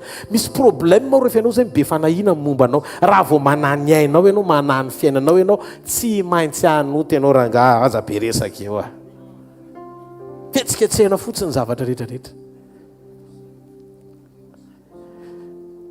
Zay no natonga mpianatra nanontany hoe fa iza zany no vonjena? Ahoana zany zavatra torianao zany pasteur? Zay tsy hain'ny olombelona dia hain'Andriamanitra. Ekeo fotsiny le izy. Isan'andro manaova fijery anao manokana. Tsy fantatra fotsiny anao fa inona matezitezitra. Tsisy dikany. Tsisy ninina. Dia zavatra tsisy dikany kely eo dia iny ianao miakatrakatra eo. Dia ny olona fotsiny sisa mijery fa ninatsakay avy aiza ary izy ry tompo. So dia tokony meko bonbon izy. Amen. Tsy ahoana zavatra tsy misy dikany dia ahitana resaka anazavana zavatra tsy voatery ho fantatry ny olona. Ndraindray raha vao ratsy ny sainao dia mihainanao fotsiny ny olona fa tsisy azon'ny olona na zavatra hitarainanao ary tsy zavatra azon'ny olona. Fa ina moa taiza moa zay fa ahoana moa gaga ianao ary zareo ta tsy tahitra akory satria mety tsy reny akory le izy. Za victime an'izany anatin'ny fanompoana misy fotoana misy tatitra diso indraindray. Le olona resanao milaza fa zao no lazaiko nefa tsy fantatra akory izy fa te andamy resaka any amin'izay côté misy azy dia anao mino an'ilay izy izay tokoa zany avy any amin'ny pasteur dia anao tezitezim-poana nefa tsisy fantatra akory le zavatra mifampiresahanareo. Dia hitanao rehefa avy eo tonga dia ohatran'ireny le masika be reny tonga dia ratsy reny zany ianao misy zany hoetiketipo fotsiny satria hitany devoly le point faible fa sady mora maloto fieritreretana mora maloto fo. Amboary io raha te ho any an-danitra ianao. Eto mantsy ho le mainy toerana eto. Zavatra tsy mety rehetra tonga dia amboarina daholo satria tiavako anao hifankahititsika eo amin'ny rehefa miveriny Jesosy dia mifankahititsika.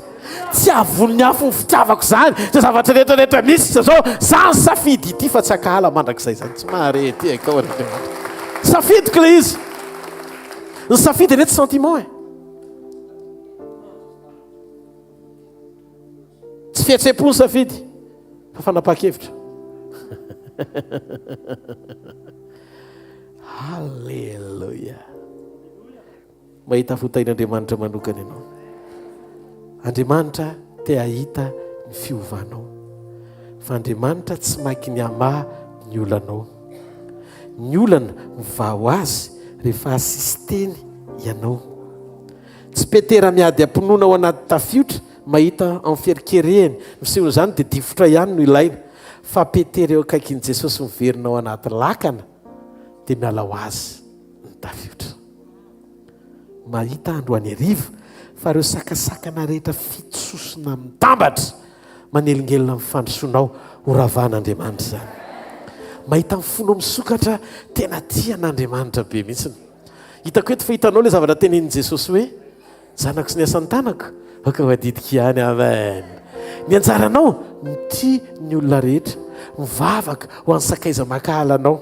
Tsy mametraka problème malifaty nizaniza manana fahadiova-po sy famelan-keloka amidingana mitovy amin'i Jesosy.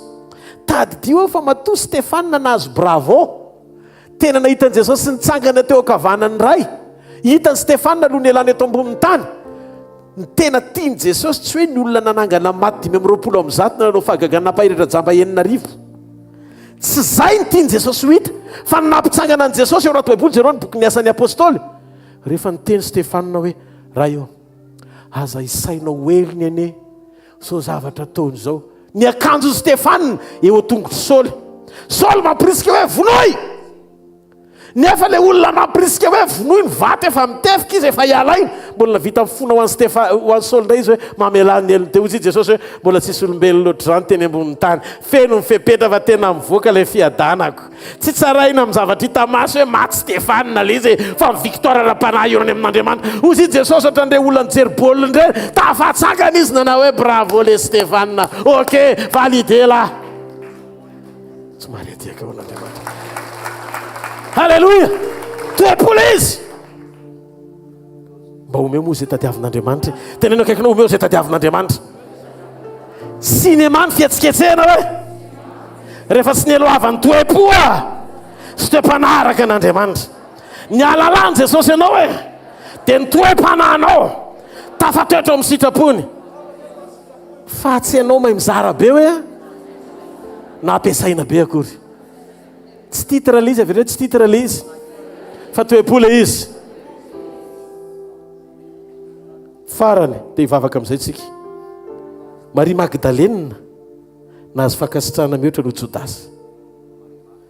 Jodasy grand apôtre voatendry hitazona ny volan'ny fikambanana. Maria Magdalena mpitsangajanga ny tsimponina niova fo rehefa fanentana amin'ny famindram-pon'Andriamanitra.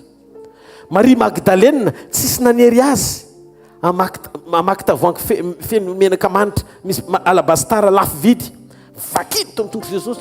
Jodasy nahita amprien'le izy hoe lafo be. Zany hoe tsy mahay mametraka ny fiankofan'ny Maria Magdalena koa le apôstôly. Ndika an'izay tsy titre le izy fa toe-pola izy. Ny fanenan'ny Maria tamin'i Jesosy sy ny brisement lalovany dia nahatonga ny Maria nanle toe-po tsy terena any ao fitiavana amin'Andriamanitra tsy misy fiapetra. Taimboraka dolo ny zavatra eto amin'ny sekolon'ny fitiavana.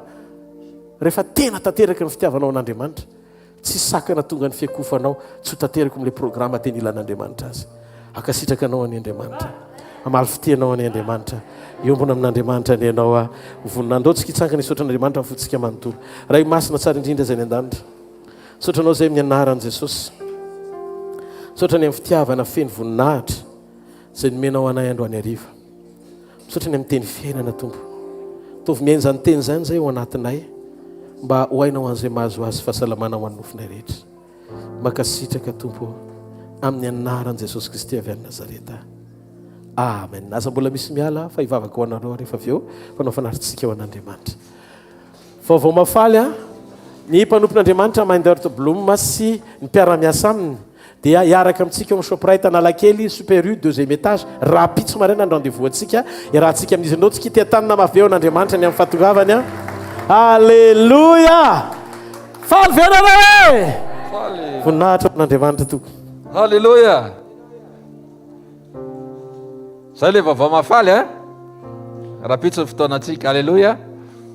Eny amin'ny Super U Analakely 2e étage tongava aloha dia araroty mety kelikely le toerana fa tsy maninona fa ao dolo tsika miaraka mafana miaraka amin'ny tompo sy miaraka amin'ny mpanompona. Amen. Alleluia.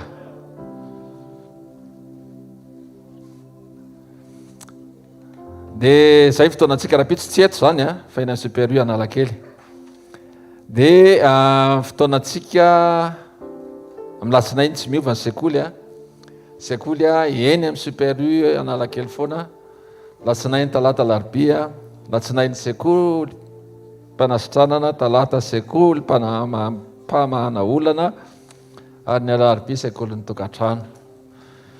Raha le zavatra reko teo aloha tsy haiko nareo fa za bedibe teo sady voakapoka ny vo tsy haiko tena mafy be na le feo amin'ny pasteur raha tena mafy be mihitsy. Dia tsy haiko fina mbola mahatonga anareo hiverina indray satria tianareo Andriamanitra. Tiantsika Andriamanitra dia tiana amboarina foana. Ao anaty sekoly tena zay fanamboarana, fanitsahana n'ilay voaloboka. Dia andao raha mbola afaka ihany mamonjy sekoly ho an'izay tsy afaka mijery le directa salana zao miasa dia eny an-dalana mihainy dia eo amin'ny birao mihainy dia misy hoe manaovan'izao tenanao sy ny eo akaikinao dia teneniko le eo akaiko nefa tsisy fa teneniko foana ihany dia zay le vavolombelon'ny pasteur rija teo hoe na any ivelany ary izy mijery an'le izy dia misy fiovana naizanaiza misy anao na anaty bus ara dia teneniny eo akaikinao tsy azon'le izy fa misy dikany ara-panahy le izy le fankatoavanao sy le toe-po dia zay le sekoly isa maraina amin'ny fito misy toe-po takin'Andriamanitra fa tsika tsy raray avy mety ara-pahasalamana zany mety misy olana zany mety ao amin'ny tokantrano zany fa mety fanambinana zany mety asa mandrara zany ninoninona mety ao atokantranonao misy mila amboarina dia makato fotsiny dia atao zay lazainy atao amen amen dia krismasy mahagaga moa tsika zany tena mahagaga le krismasy tena mahagaga le izy satria rehefa fotoana takan'io tsika dia misy zavatra miova be da be foana rehefa manaiky amboarin'ny tompontsika amin'ny 23 fotoanantsika 23 décembre manomboka amin'ny 2 ora ka hatramin'ny 9 ora eto amin'ny tranombokin'olona Analakely alleloia alleloia fotoanantsika amin'ny Zoma koa mbola eto ka amin'ny 4 ora Zoma fanontronana azadino miaino efa mba nienregistré anao ve le 90.8 sa zao anao zay voatataika nisy an'izany 90.8 mba enregistré amin'izay zavatra azo anaovana azy dia miaino fa misy tenin'Andriamanitra dao tsika hitsangana ary anolotra ny fanatitra fa volon-karena sakrifisy ho an'Andriamanitra ainjero ty anoloana ny tananao ray amin'ny anaran'i Jesosy manaiky zay tompo tsy ady hevitra zay ny amin'izay lazainao fa marina ianao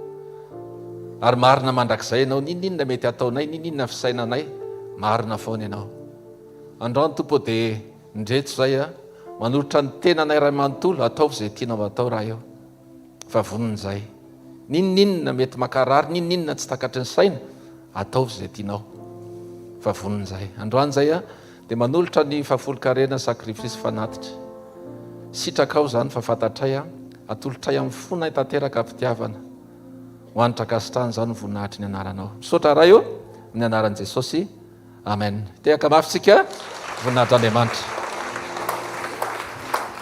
halleloia ndao tsika ity tanana mafy be ho an'Andriamanitra mifotsika manontolo afofainy amin'ny lanitra ny tanao dia misoran'Andriamanitra mifananao rehetra makasitraka anao zay Jesosy misaotra tamin'ity fotoana androany ity fotoana ny fanenanay tamin'ny fahamarinanao indray fantatray ny zavatra mahamaiky ianao ny eo am-ponao tsy ny tonga na hiasa saina hiatrikolana fa ny fankahita amin'ny fahaiza-manaonao rehefa tanteraka ny fijoronay ao anaty fiovam-piainana manasa ny satana ikororokanay ny fifantohanay amin'ny zavatra ataony rehefa manasanay ao anaty fahotana izy ka mitoetra ao anatin'izany zay fa androany zay tompo manapa-kevitra ny ala amin'ireo karazana hevitra rehetra ireo karazana fatorana sota mahazatra rehetra mangatahinao amin'Andriamanitra dia nio ireo karazana zavatra mbola mety hoe hiainanao tsy mifanaraka amin'ny sitrapon'Andriamanitra mety mahazatra anao nefa mbola hitoeranao nefa mety tontolo mampalahelo an'Andriamanitra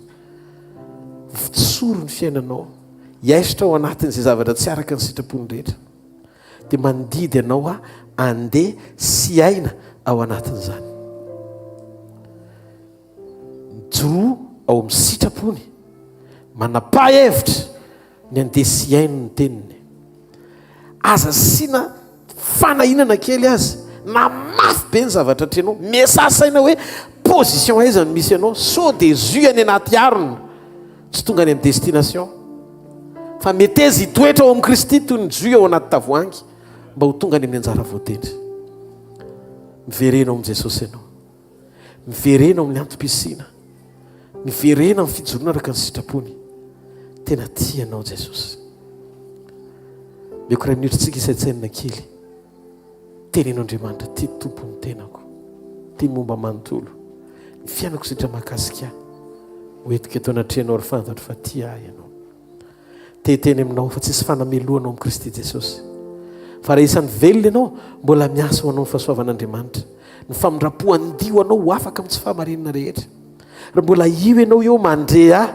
mety efimbe dehibe anao no nanao tsy nety fa raha androany anao napakevitra teny amin'Andriamanitra ho afoko Andriamanitra zavatra tsy araka ny sitraponao androso ary tsy verin-dalana intsony fa ndia araka ny programanao amboary ny foko ny toe-panahiko tsisy fahinen'olombelona iazona fa nomeny tsara indrindra ho anao amin'ny fiainako iray manontolo atolotro anao zany tombo amin'ny anaran'i Jesosy Kristy avy any Nazareta raiso ny famitsorana sy famelan-keloko avy any ambony andio anao ho afaka amin'ny tsy fahamarinana rehetra raha maiky sy manaiky mariny tsika mitsotra an'izany eo anatrian'Andriamanitra androany tsy hitanisa heloko fa tahaka le zanakadala miverina vo hitan'i Jesosy fotsiny hoe maneniny ianao tsy te hiverina amin'izany tsony hiditra tsetra Andriamanitra hiazakazaka izy amienanao ary hitondranao ao an-trano ndray izy fataro ary fa olom-baovao ianao avy ireny miaraka amiko zao vavaka izao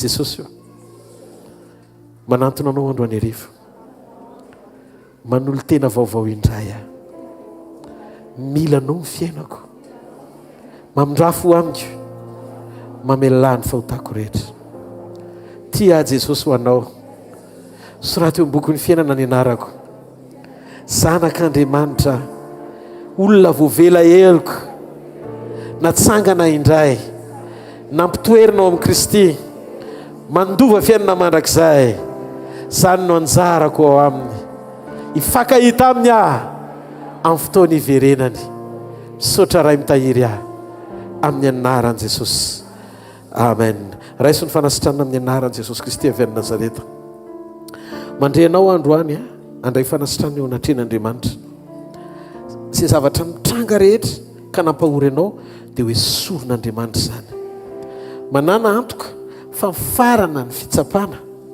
rehefa mijoro ao amin'ny sitrapon'Andriamanitra mifatokina ny olona rehefa tanteraka ny fiovana androany ny fiovam-po rehefa nomenao ny fiovam-piainana entoan'Andriamanitra tsofokorano amin'ny anaran'i Jesosy ianao ho salama sy ambinina amin'ny zavatra rehetra ny ianao tahaka izay ambinina ny fananao ihany ho sitrana amin'ny rofo rehetra ianao ho afaka mifanagnintainana io aretina tsy mety miala ao amin'ny fiainanao io fa miraiky tapisaka mitady anararoatra satria mbola misy toetra azo ivikirany rava tsy manaketsy manam-pahefana amin'ny anaran'i Jesosy na fivitosany zany na fanagnintainany zany na aretina tsy fatapiaviany zany ninninona mety anarany tsy anjarako ny manonona azy fa hitany dia kapoka ny aretan'i Jesosy roa arivo taona lasa zany miala amin'ny fiainanao amin'ny anaran'i Jesosy mbarako sy tononoko androany ny herin'Andriamanitra meno anao mandehana fahitanao an'iny tombo amin'ny anaran'i Jesosy Kristy avy any Nazareta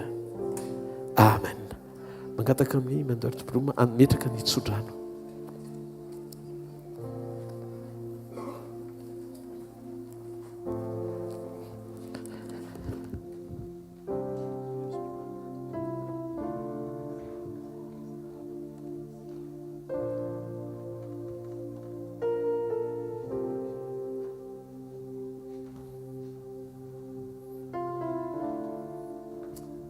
Salamat tompoko. I'm very happy to be here again. Tena faly indray miaraka aminareo eto androany. And I'm glad that you accepted me in love. Dia faly koa hoe mandray anahy-pitiavana nareo. Let's pray.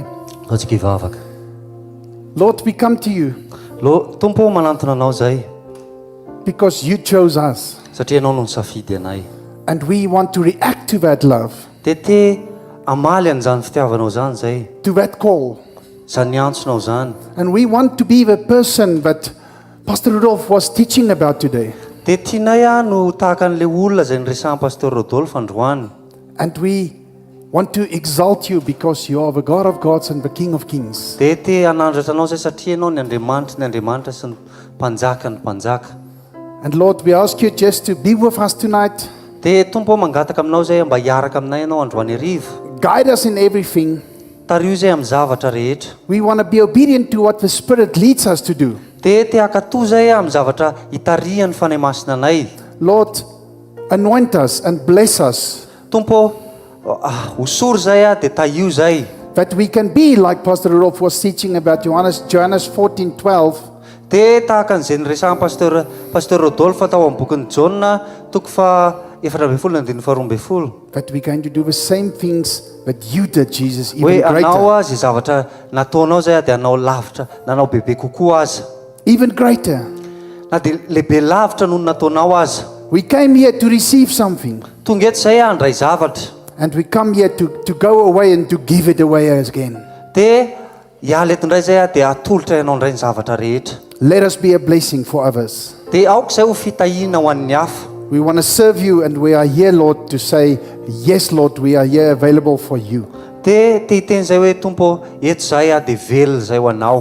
So may God be with us, Andriamanitra ne hiaraka amintsika and may His peace be among us. dia aoka ne ny fiadanany hitoetra eo amintsika. May His glory go with us, Dia aoka ny voninahiny hiaraka amintsika. and may God guard our hearts Dia Andriamanitra hiaro ny fotsika so that we not conform to this world. dia mba tsy hampatonga antsika hanahaka an'izao tontolo izao. In Jesus' name we pray this. Amin'ny anaran'i Jesosy ny ivavahanay a. Amen. Amen. Mes outra vez.